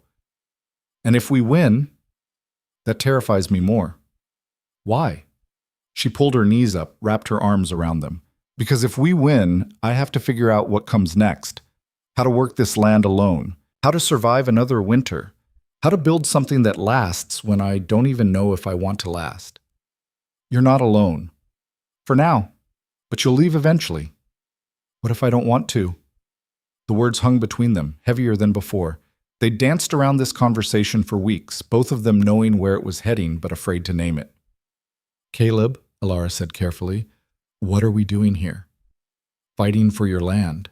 That's not what I mean. He knew what she meant. Had been avoiding it, same as her. But sitting here in the dark, the night before everything might fall apart, avoiding felt more dangerous than honesty. I don't know, he admitted. I came here to deliver money and leave. Stayed to fix a roof. Stayed longer because... He trailed off. Because? Because somewhere between that first day and now, this stopped being your fight and started being ours. This stopped being your land and started being home. Alara was quiet for a long time, then, I buried 2 husbands in less than 2 months, Thomas and those kittens. I don't think I can survive burying anyone else. You won't have to. You can't promise that. No, but I can promise I'm not going anywhere unless you tell me to. And if I do, then I'll go, but I'll hate every mile. She looked at him then, really looked at him in the starlight. You're serious? Yeah. You'd stay here, in this dying valley, for me, for us, for what we're building. We're not building anything, we're fighting to keep what's already falling apart. Same thing, she laughed, short and bitter. You're impossible. You've mentioned that. I mean it. You're absolutely impossible and stubborn and too good for your own sake, and I don't know what to do with you. You could try trusting me. I barely trust myself. Then trust this. Whatever happens tomorrow, we face it together. We win. We celebrate. We lose, we figure out what comes next. But we do it together. Alara stared at him for a long moment. Then she held out her hand. Caleb took it. They sat like that for a while, hands clasped, watching stars wheel overhead. Neither of them said anything else. Didn't need to. Tomorrow would bring the hearing, Morrison's questions, Judge McKenna's decision. Tomorrow would bring victory or defeat, staying or leaving, everything or nothing. But tonight, for just a few hours, they had this. Each other and stars and the quiet certainty that whatever came next, they wouldn't face it alone. It wasn't much. But right now, it was enough. The courthouse smelled like old wood and older disappointments. Caleb and Alara arrived an hour early, but Harrison's lawyers were already there, 3 of them, dressed in expensive suits, organizing stacks of documents on their table like they were preparing for war. Jacob Morrison stood at the center, a man in his 50s with silver hair and the kind of cold confidence that came from winning more often than losing. He glanced at Alara and Caleb, assessed them in about 2 seconds, and went back to his papers, dismissed them before the hearing even started. He thinks we're nothing, Alara whispered. Good, Caleb said. Let him think that. Fletcher arrived moments later, carrying his own satchel of documents. He wasn't their lawyer, couldn't be since he wasn't licensed, but he'd filed as an expert witness on land surveys and contract law. It was the best they could manage. Morrison's brought his whole team, Fletcher observed. That's unusual for a simple land dispute. Meaning Harrison really wants this property. Question is why. They didn't have time to speculate further because Judge McKenna entered, and everyone stood. The judge was older than Caleb expected, probably past 70, with white hair and eyes that had seen too many cases just like this one. Be seated, McKenna said, settling into his chair. We're here for the matter of Harrison Land Company versus the estate of Thomas Way. Mr. Morrison, you're representing the plaintiff? Morrison stood. I am, Your Honor. And Mrs. Way, you're representing yourself? Alara stood, her hands clasped tight to keep them from shaking. I am, Your Honor. You understand you have the right to legal counsel? I understand. I couldn't afford counsel. McKenna's expression softened slightly. Very well. Mr. Morrison, present your case. Morrison launched into his argument with the precision of a man who'd done this 100 times. The contract was clear, he said. Thomas Way had agreed to 5 years of mining work in exchange for land rights. He'd died 3 months before fulfilling that obligation. The contract specified that death voided the agreement unless a direct heir could continue the work. Alara wasn't a miner, couldn't continue the work. Therefore, the land reverted to Harrison. It was logical, clean, and damning. Furthermore, Morrison continued, Mrs. Way has filed a frivolous counterclaim suggesting that Harrison's closure of the mine somehow negates their contractual rights. This is absurd. The mine closed due to depleted resources, which is a normal business decision and in no way constitutes breach of contract. Harrison fulfilled their obligations by providing employment for the full term. That Mr. Way died before completing his end is tragic, but legally irrelevant. He sat down, looking satisfied. Judge McKenna turned to Alara. Your response, Mrs. Way? Alara stood on legs that felt like water. Caleb had helped her prepare, Fletcher had coached her, but standing here facing Morrison's polished argument and the judge's expectant expression, everything she'd practiced fled her mind. Her voice cracked. She cleared her throat, tried again. Your Honor, my husband died fulfilling his contract. He went into that mine every day for almost 5 years. The only reason he didn't complete the full term is because the roof collapsed and killed him. That's not breach on his part. That's tragedy, like Mr. Morrison said, but it's also Harrison's fault. How so? McKenna asked. The mine was dangerous. Everyone knew it. The supports were old, the ventilation was bad, and Harrison refused to invest in proper safety measures because they were already planning to close it. They knew the veins were playing out. They knew they were going to shut down. And they still sent men like my husband into those tunnels every day. Morrison stood. Objection, Your Honor. Mrs. Wee is making accusations without evidence. Mine safety wasn't part of the original contract dispute. It's part of why the mine closed, Alara shot back. And when it closed matters. Mr. Fletcher has documents proving Harrison shut down operations 6 weeks before my husband died. 6 weeks, Your Honor. That means Thomas completed his contract term. The mine closing ended his obligation early. Morrison's expression flickered, just for a second, but Caleb caught it. They'd landed a hit. Your Honor, Morrison said smoothly. The mine closure date is irrelevant. The contract specified 5 years of work, not 5 years, or until the mine closes. Mr. Way agreed to complete the full term regardless of business conditions. But he couldn't complete it if the mine was closed, Alara said. How was he supposed to fulfill a mining contract when there was no mine to work in? He could have sought alternative employment with Harrison. The contract specified work, not specifically mining work. That's not what Thomas was told when he signed. He was told 5 years in the mine. Then the land was his. What he was told verbally and what's written in the contract are two different things. Judge McKenna held up a hand. Mr. Morrison, you're suggesting the contract required Mr. Way to work for Harrison in any capacity for 5 years? That's the letter of the agreement, yes. And when the mine closed, did Harrison offer Mr. Way alternative employment? Morrison hesitated, just slightly. I'd have to consult the records. I'll take that as a no. McKenna turned to Alara. Mrs. Way, do you have documentation of the mine closure date? Fletcher stood. I do, Your Honor. May I approach? McKenna nodded, and Fletcher brought forward the mine closure notice. The judge read it carefully, his expression unreadable. This shows closure 6 weeks before Mr. Way's death, McKenna said. Mr. Morrison, how do you explain your client's position in light of this? The closure was administrative, Your Honor. The mine wasn't producing, so Harrison halted operations. But that didn't void existing contracts. Mr. Way could have what? Worked in a closed mine? McKenna's voice sharpened. You just argued that the contract required actual work, not theoretical work. If the mine was closed and Harrison offered no alternative employment, how exactly was Mr. Way supposed to fulfill his obligation? Morrison's jaw tightened. The contract terms are clear. The contract terms are in question, Mr. Morrison. That's why we're here. McKenna looked at Alara. Mrs. Way, what are you asking this court to rule? That my husband fulfilled his contract. That Harrison's closure of the mine released him from the remaining 3 months. And that the land belongs to me as his widow and heir. And if I rule in your favor, what will you do with the property? The question caught Alara off guard. I'll work it, Your Honor. Farm it. Maybe raise livestock, whatever it takes to make it productive. Alone. She glanced at Caleb. He gave a slight nod. No, Your Honor. Not alone. McKenna followed her gaze to Caleb. And who's this? Caleb stood.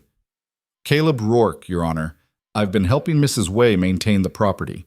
In what capacity? Whatever capacity she needs. McKenna's lips twitched. Might have been a smile. I see. Mr. Morrison, I'm inclined to agree with Mrs. Way's interpretation. If Harrison closed the mine before Mr. Way's contract term ended and offered no alternative employment, they effectively released him from his obligation early. The death clause in the contract assumes the worker dies while employment is still available. That wasn't the case here. Morrison stood quickly. Your Honor, with respect, you're making assumptions about Harrison's intent that aren't supported by the contract language. I'm making a ruling based on basic fairness, Mr. Morrison. Your client can't have it both ways. They can't close the mine, refuse to offer alternative work, and then claim breach when the worker dies before completing a term that was no longer fulfillable. McKenna looked at Ilara. However, Mrs. Way, there's still the question of whether you can maintain the property as required by territorial homestead law, baita. The land grant requires active cultivation and improvement. Can you demonstrate that? We've repaired the barn, fixed the fencing, and planted a garden, Ilara said.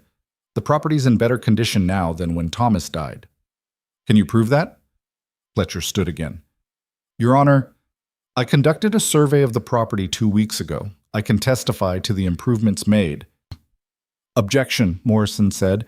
Mr. Fletcher's testimony is biased. He's personally invested in the outcome. I'm a territorial surveyor, Fletcher said coldly. My professional reputation depends on accurate reporting. I have no financial stake in this case. But you have a personal one, Morrison shot back. Your sister lost property to Harrison 3 years ago. You're using this case as revenge. I'm using this case to prevent Harrison from stealing another widow's land through legal manipulation. The room went quiet. Even Morrison seemed to realize he'd pushed too hard. Judge McKenna leaned back in his chair. Mr. Fletcher, approach with your survey documentation. Fletcher brought forward his papers. McKenna reviewed them in silence that stretched like pulled wire. Finally, he looked up. These improvements are substantial. Barn repairs, fencing, irrigation work, cultivated gardens. This property is being actively maintained and improved. He turned to Morrison. Your client's position is that Mrs. Way has no right to the land because she can't fulfill the mining contract. But the land grant doesn't require mining. It requires productive use and improvement. She's demonstrating both. She's a widow without means, Morrison argued. She won't be able to sustain this. Within a year, the property will fall into disrepair again and become a burden on the territory. That's speculation, not evidence. It's practical reality, Your Honor. Mrs. Way can barely feed herself, let alone work a homestead. Caleb felt anger flash hot in his chest. Before he could stop himself, he stood. That's not true. McKenna looked at him. Mr. Rourke, you're not a party to this case. Then make me one. I'll work the land with her. We'll maintain it, improve it, make it productive.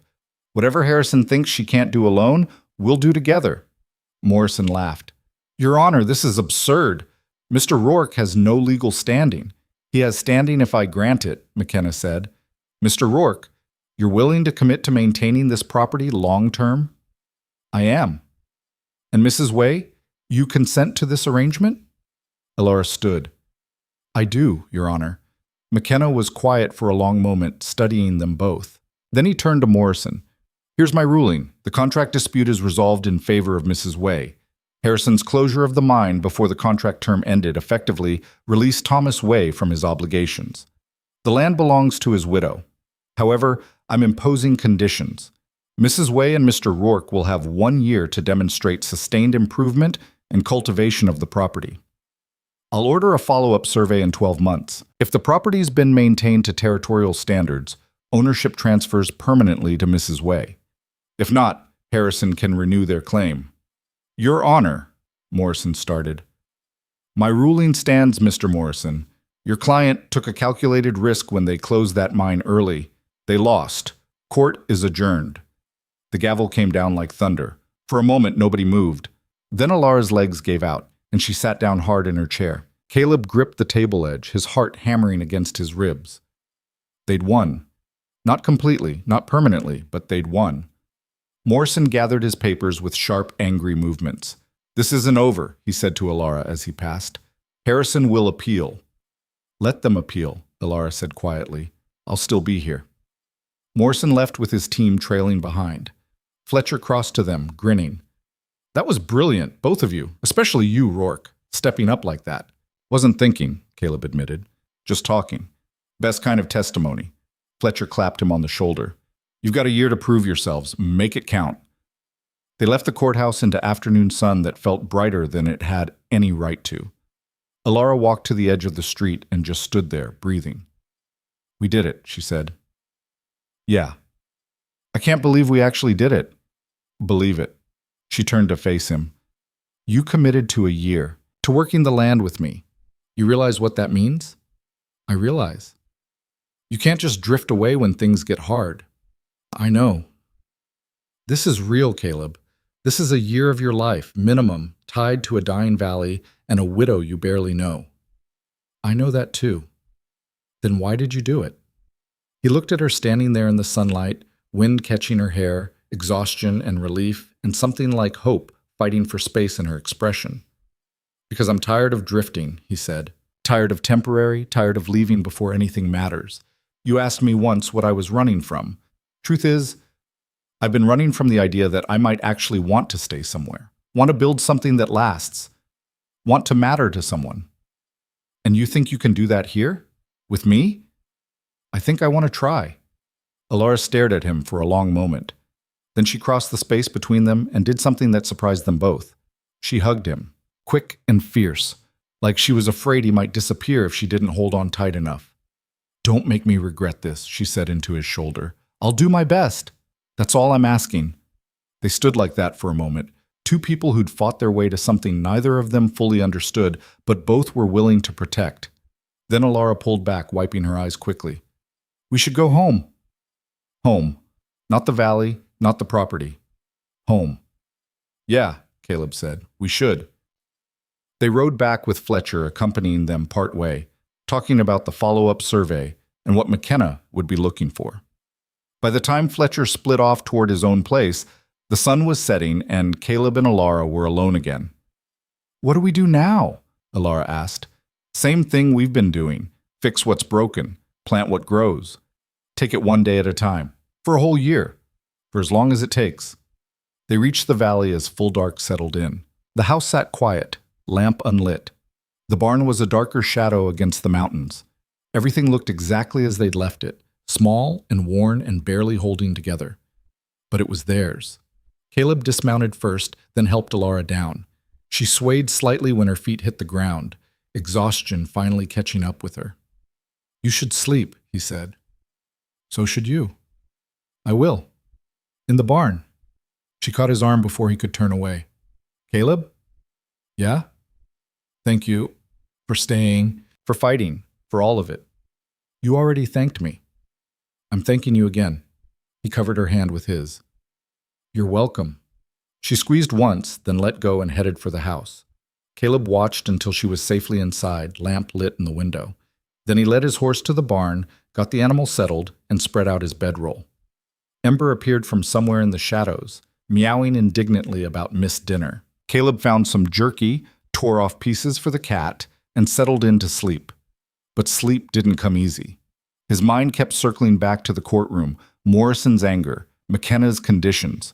1 year to prove themselves, 1 year to turn a dying homestead into something sustainable. It was a long time, long enough for everything to fall apart again, or long enough to build something that might actually last.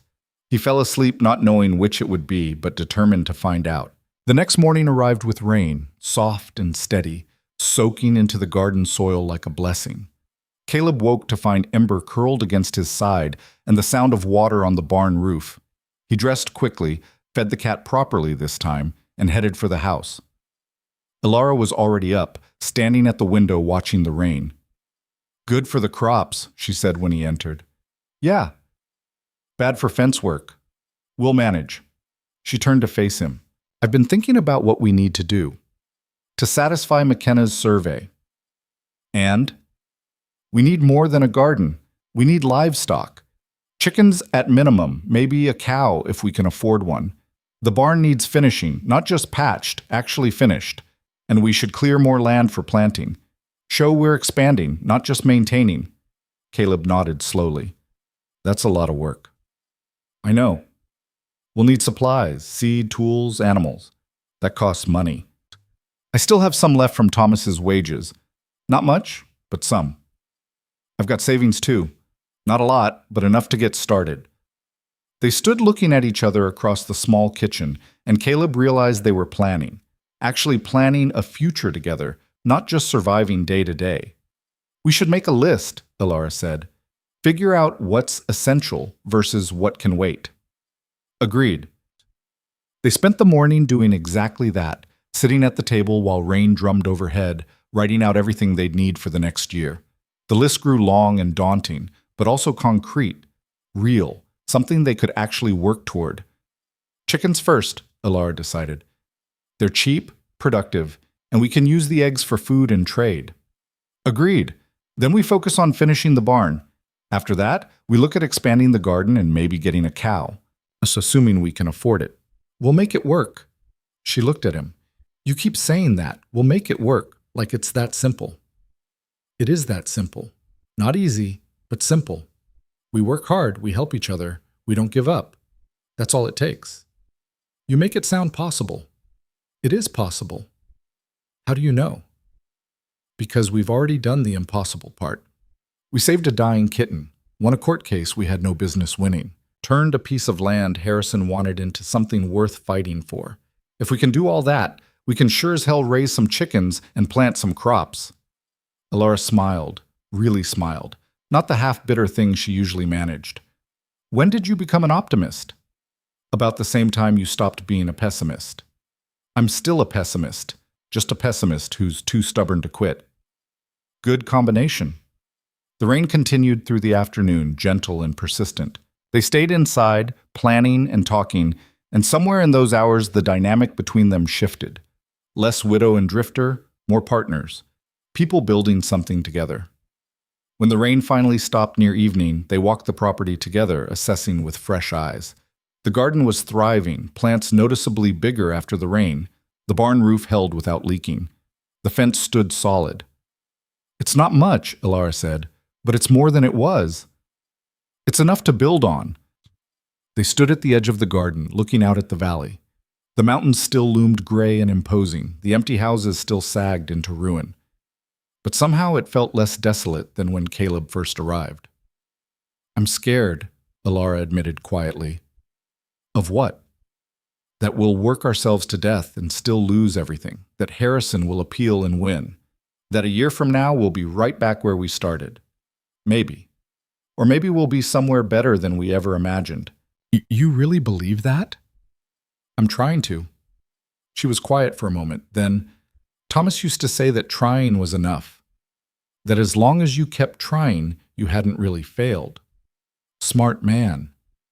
He was. But he also tried so hard he forgot to live, forgot to enjoy what he had while he had it. She looked at Caleb. I don't want to make that mistake. What do you want? I want to work hard, but I also want to breathe sometimes. Want to sit on the porch and watch the sunset without feeling guilty for resting. Want to feed Ember without wondering if she'll survive the night. Want to plant seeds and actually believe they might grow. Then let's do that. Just like that? Just like that. They walked back to the house as twilight settled in. Caleb started a fire in the patch stove while Ilara made dinner, beans and cornbread, simple but filling. They ate together at the table, talking about nothing important, and it felt normal in a way Caleb hadn't experienced in years. After dinner, they sat outside on the porch step. Ember joined them, curling up between them and purring. Stars emerged one by one, and the valley settled into quiet. Thank you, Ilara said after a while. For what? For not giving up on me. On this place.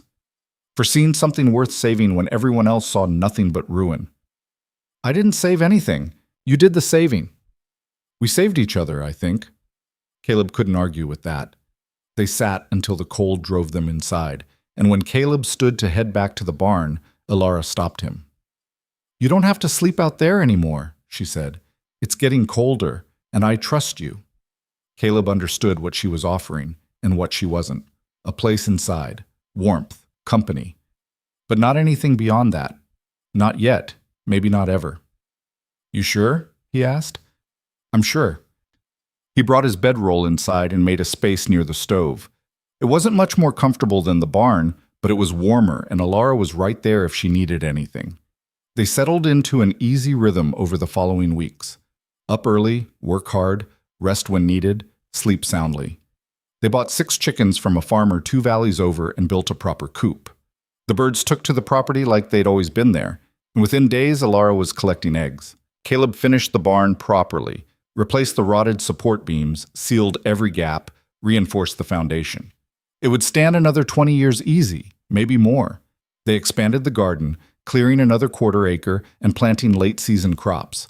The work was brutal, but they took turns, helping each other when strength flagged. And slowly, almost without noticing, the property transformed. The chickens added life and sound. The expanded garden showed green in neat rows. The barn stood solid and true. The house felt less like a widow's refuge and more like a home. 6 months into their year, Fletcher arrived to conduct the preliminary survey. "This is remarkable," he said, walking the property with his instruments. "The improvement since I was last here, it's like a completely different place." "We've been working," Alara said simply. "I can see that." He made notes, measured distances, documented everything with professional precision. "If you maintain this through the final survey, McKenna won't have any grounds to deny permanent ownership." "Has Harrison tried appealing?" Caleb asked. They filed. McKenna denied it, said his ruling was sound and they had no new evidence to justify reconsideration. Fletcher grinned. Morrison was reportedly furious. "Good," Alara said. Fletcher left after lunch, promising to file a favorable preliminary report.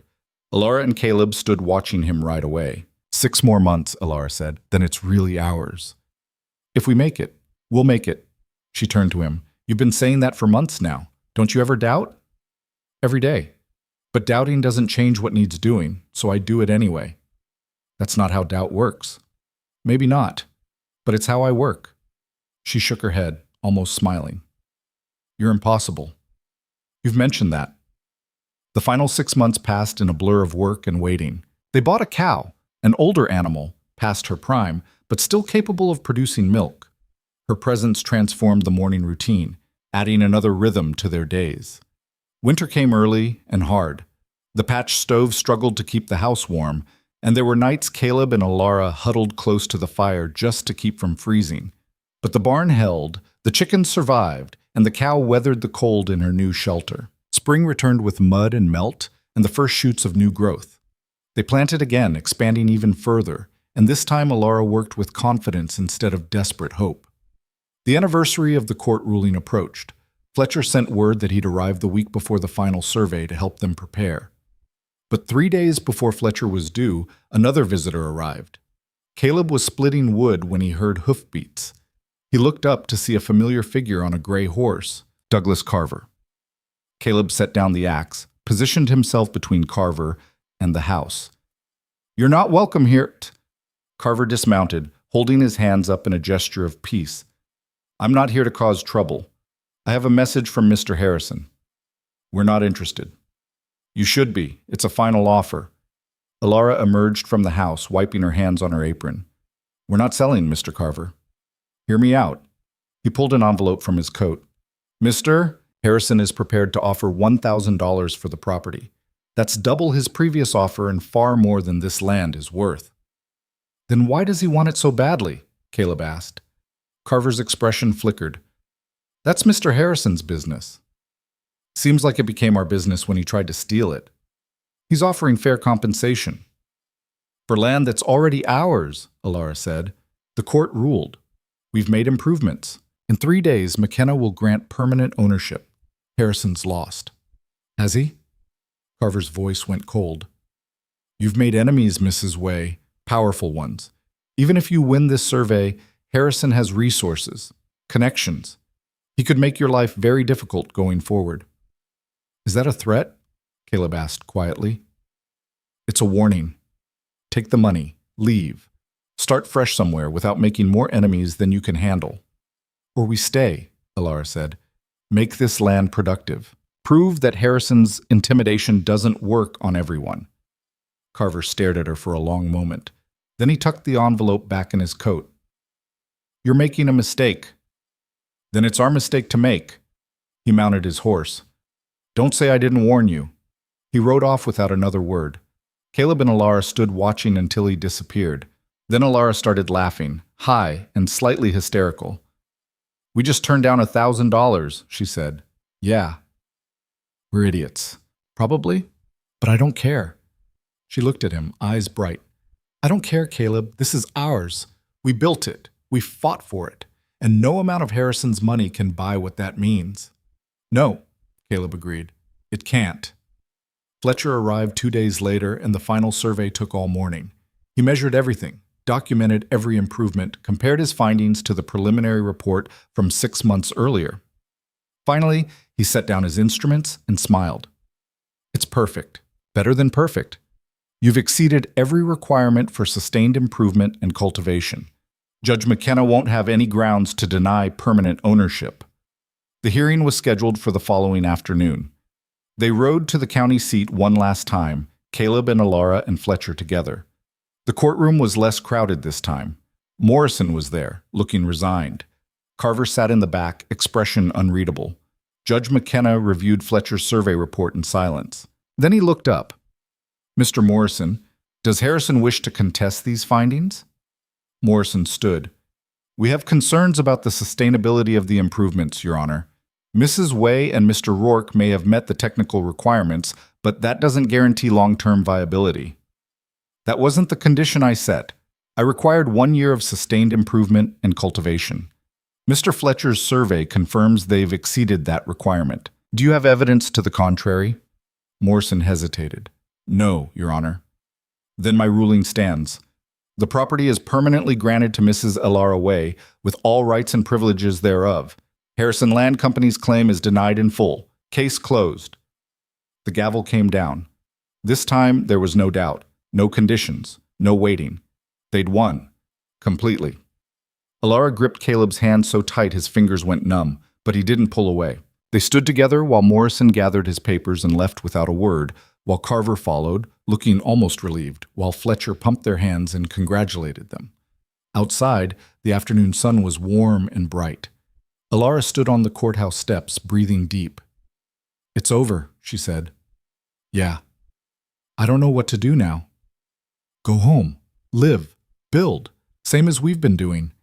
She looked at him. "For how long?" "As long as you want me around." "That could be a very long time." "I'm counting on it." She smiled fully and without reservation. "Then let's go home, Caleb Rourke." They rode back to the valley through afternoon light that painted everything gold. When they crested the final ridge and looked down at the property, Caleb saw it with fresh eyes. The house stood solid, roof repaired, windows clean. The barn rose square and true against the mountains. Chickens scratched in the yard. The cow grazed in this pasture they'd fenced. The garden spread green and alive, plants heavy with vegetables they'd eat through the coming winter. It wasn't the dying valley he'd ridden into all those months ago. It was home. They dismounted together, and Ember came running from the barn, meowing welcome. Alara scooped up the cat, buried her face in orange fur. "We did it," she said. "We actually did it." "Yeah," Caleb said, "we did." That night, they celebrated with a proper meal. Chicken Alara had been saving, vegetables from the garden, bread baked fresh. They ate until they were full, laughed until they cried, and stayed up late talking about plans for next year. More land cleared, a second cow, maybe some pigs, definitely more chickens. "We could have a real farm," Alara said. "Not just a homestead, but an actual productive farm." "We could. Would you want that?" "Would you?" "I asked first."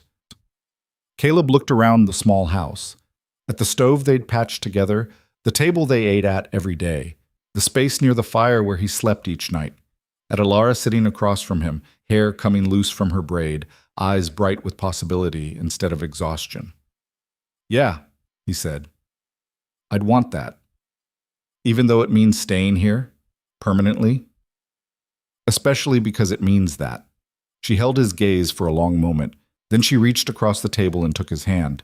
"I never thought I'd want to stay here after Thomas died. Never thought this place could be anything except the valley that killed him. But you changed that. You showed me it could be something else, somewhere worth fighting for. You showed yourself that. I just helped. We helped each other." "Yeah, we did." They sat like that, hands clasped, until the fire burned low, and Ember demanded attention by climbing onto the table. Over the following weeks, they settled into something new. Not just working together, but building together, planning together, dreaming together. Caleb moved his bedroll from the floor to a corner of the house that felt more permanent. Not sharing Alara's bed, neither of them was ready for that, might never be, but sharing space, sharing lives. They planted trees near the house, saplings that would take years to grow but would eventually provide shade and fruit.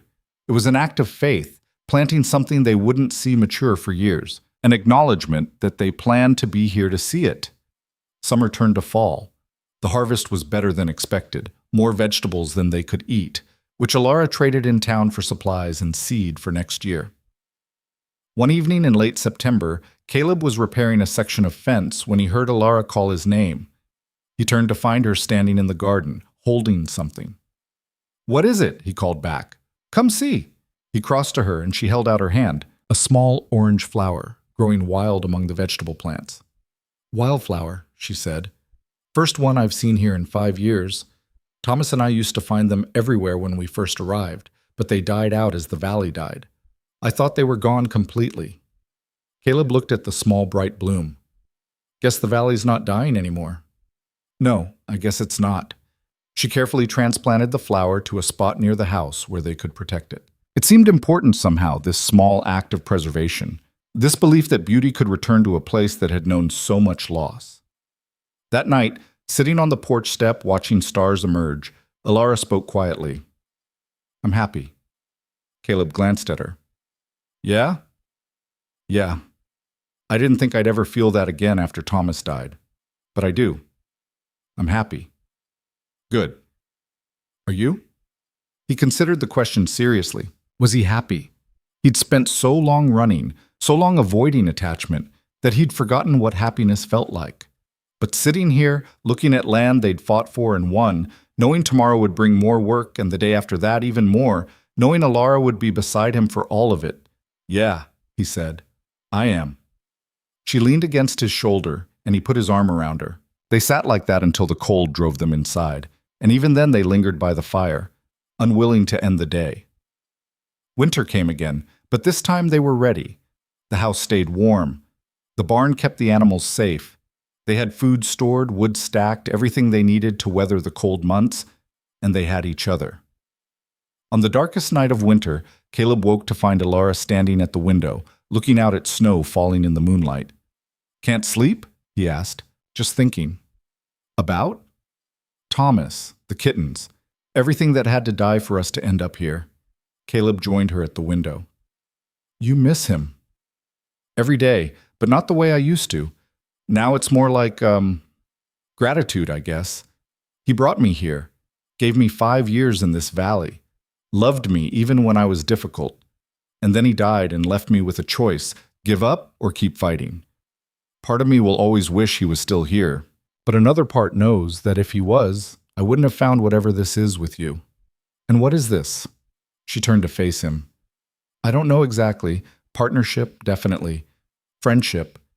Maybe something more someday, if we're both ready for it. But whatever it is, I want it. Want you here. Want this life we're building. Even though it's hard? Especially because it's hard. Easy doesn't mean anything. But this, working together, fighting together, building something that's ours, that means everything." Caleb pulled her close, and she came willingly, resting her head against his chest. "I used to think staying in one place would kill me," he said quietly. "That if I stopped moving, stopped running, all the things I'd been avoiding would catch up and destroy me. But being here with you, I've learned something." "What's that?" "That running was the thing killing me. Staying is what's keeping me alive." They stood like that, watching snow fall, until Ember demanded attention by weaving between their legs. Then they went back to their respective sleeping spaces. But something had shifted. Some wall that had been between them had come down. Spring returned with its mud and promise. They planted again, expanding even further. The wildflowers came back, not just one, but dozens scattered through the garden and along the fence line. On the anniversary of the final court ruling, Fletcher visited with news. "Harrison's given up," he said, "filed paperwork dissolving his claim to properties in this territory. He's moving his operations east." Because of us? Alara asked. Because of several cases like yours. You weren't the only ones who fought, just the only ones who won publicly. It set a precedent Harrison couldn't work around. Fletcher smiled. You changed things, Mrs. Way. Made it harder for companies like Harrison to steal land from people who can't fight back. After Fletcher left, Alara turned to Caleb. We changed things, she said wonderingly. We did. I never thought. When I was trying to save those kittens, I was just trying to save something. Anything. Never imagined it would lead to this. The kittens led to me staying. Me staying led to the court case. The court case led to everything else. Caleb looked around the property. Small things matter, I guess. Even when we don't see how. Especially then. That summer, they bought 2 more cows and expanded the barn to house them. The chickens multiplied until they had more eggs than they could use, so Alara started trading in town regularly. People began to recognize her, to ask about the valley, to wonder if other abandoned properties could be reclaimed the same way. You're becoming famous, Caleb told her. I'm becoming a curiosity. That's different. Is it? Yes, famous people do remarkable things. I'm just stubborn. Remarkably stubborn. She threw a dish rag at him. Fall came again, and with it another harvest. They'd tripled their garden size, and the vegetables they pulled from the ground felt like proof of something. Not just that the valley could support life, but that they could sustain it. Year after year, building instead of merely surviving. One evening in October, Caleb was walking the fence line when he realized something. He'd been here over 2 years. 2 years in one place, longer than he'd stayed anywhere since the war. And he had no plans to leave. He found Alara in the house mending a shirt by lamplight. Ember slept in her lap, fully grown now, but still small, still fierce. I need to tell you something, Caleb said. She looked up, concerned. What's wrong? Nothing's wrong. I just realized I haven't thought about leaving in months. Haven't looked at the road and wondered where it goes. Haven't felt that itch to move on. And that worries you? No, that's the thing. It doesn't worry me at all. I'm happy here, happy staying, and I wanted you to know that this isn't temporary anymore. Not for me. I'm here as long as you'll have me. Alara set aside her mending carefully. Caleb Rourke, are you asking what I think you're asking? I'm not asking anything, just telling you how I feel. And how's that? Like I finally found something worth staying for. Like this is where I'm meant to be. Like... He stopped, searching for words. Like your home. She stood, crossed to him, took his hands in hers. You've been home for a long time. I've just been too scared to say it out loud. And now? Now I'm saying it. You're home, Caleb. This is your place as much as mine. We built it together. We'll keep building it together for as long as we both want. I want forever. Then let's start with tomorrow and see where that takes us. She kissed him then, gentle and tentative and full of promise. And Caleb, who'd spent 15 years running from attachment and permanence and love, kissed her back and felt something inside him finally settle. They stood like that for a long time, holding each other in the lamplight, while Ember purred and the fire crackled, and outside the valley that had been dying slowly came back to life. The next morning, Caleb woke to find Alara already up, making breakfast. He joined her at the stove, and they worked together in comfortable silence. Him grinding coffee, her frying eggs, both of them moving around each other like they'd done this for years. Because they had. What's the plan for today? Alara asked. Thought I'd reinforce the chicken coop, maybe start clearing that north section for spring planting. I'll work on preserving vegetables. We've got more than we can eat fresh. Good problem to have. Best kind. They ate breakfast together, made their plans, and headed out into a day that looked like every other day but felt different somehow. Settled. Sure. Caleb worked through the morning, and around noon Alara brought him water and bread. They sat together on the fence rail, looking out at the valley. You know what I realized? Alara said. What's that? I haven't thought about leaving in over a year. Used to be all I could think about, where I'd go, what I'd do, how I'd escape. But now when I think about the future, I think about next spring's planting, about whether we need more chickens, about how the trees we planted will look when they're grown. You're putting down roots. We both are. Yeah, we are. They finished their break and went back to work. And the day passed like water, smooth and steady and full of purpose. That night, sitting on the porch step watching stars, Caleb thought about the man who'd ridden into this valley 2 years ago. That man had been running, had been empty, had been convinced that staying anywhere meant dying inside. He'd been wrong. Staying here, building this life with Alara, fighting for something worth keeping, that hadn't killed him. It had saved him. "What are you thinking?" Alara asked. "That I'm glad I stopped here." "Me too. That orange kitten led to all of this, you know. If you hadn't been trying to save her that first day, you'd have delivered the money and left." "Yeah. Funny how small things change everything." "Yeah, funny." Ember chose that moment to appear, now a full-grown cat with the same fierce determination she'd had as a kitten. She jumped onto Caleb's lap, circled twice, and settled in. "She still likes you best," Alara said. "I fed her first. That's all it takes sometimes. Someone showing up when you need them and giving a damn whether you survive." Caleb looked at Alara, and she looked back, and they both knew they weren't talking about the cat anymore. "Yeah," Caleb said quietly. "That's all it takes."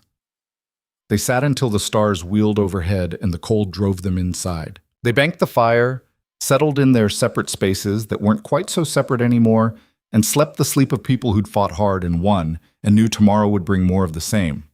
And in the morning, they woke and did it all again. Days became weeks, became months, became years. They worked the land, expanded the farm, built something that lasted.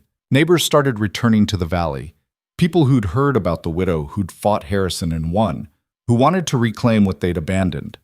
The valley came back to life slowly. New families, new farms, new hope. And at the center of it all, Caleb and Alara kept building, kept planting, kept fighting for what mattered. They got married eventually, a simple ceremony in the house they'd repaired together, witnessed by Fletcher and a few neighbors, sealed with a kiss and a promise to keep doing what they'd already been doing, showing up for each other, day after day, year after year. They had hard times. Winters that were too cold, summers that were too dry, seasons when the crops failed and money ran short. But they weathered it together, the way they'd weathered everything else. And on the days when it felt like too much, when the weight of it all threatened to crush them, they'd sit on that porch step and look at the land they'd saved, and Alara would say it. "At least we tried." And Caleb would nod, because that had always been enough. Years later, when the valley was thriving and the farm was prosperous, and they were old enough to see the results of seeds they'd planted decades before, Caleb stood at the fence line and looked back at everything they'd built. The house, solid and warm. The barn, still standing strong. The fields, productive and green. The trees they'd planted as saplings, now tall enough to shade the porch. And beside him, Alara, gray-haired and weathered and still fierce, holding his hand the way she'd been holding it for 20 years. "We did all right," she said. "Yeah, we did." "Think Thomas would be proud?" "I think he'd be happy you found something worth staying for." "What about you? Think that drifter who rode in here all those years ago would recognize the man you've become?" Caleb thought about it. That man had been running, had been empty, had been convinced he was beyond saving. This man, standing here with Alara, looking at land they'd fought for and won and built into something lasting, knew better. "No," he said. "I don't think he'd recognize me at all." "Good," Alara said. "Because I like who you are now better." "Me too." They stood like that until the sun set, painting the valley in gold and red. Then they walked back to the house together, the way they'd walked back together 1,000 times before. And Ember, ancient now, moving slow but still fierce, met them at the door, meowing welcome. Some things never changed. Some things did. And the difference between the two was worth everything.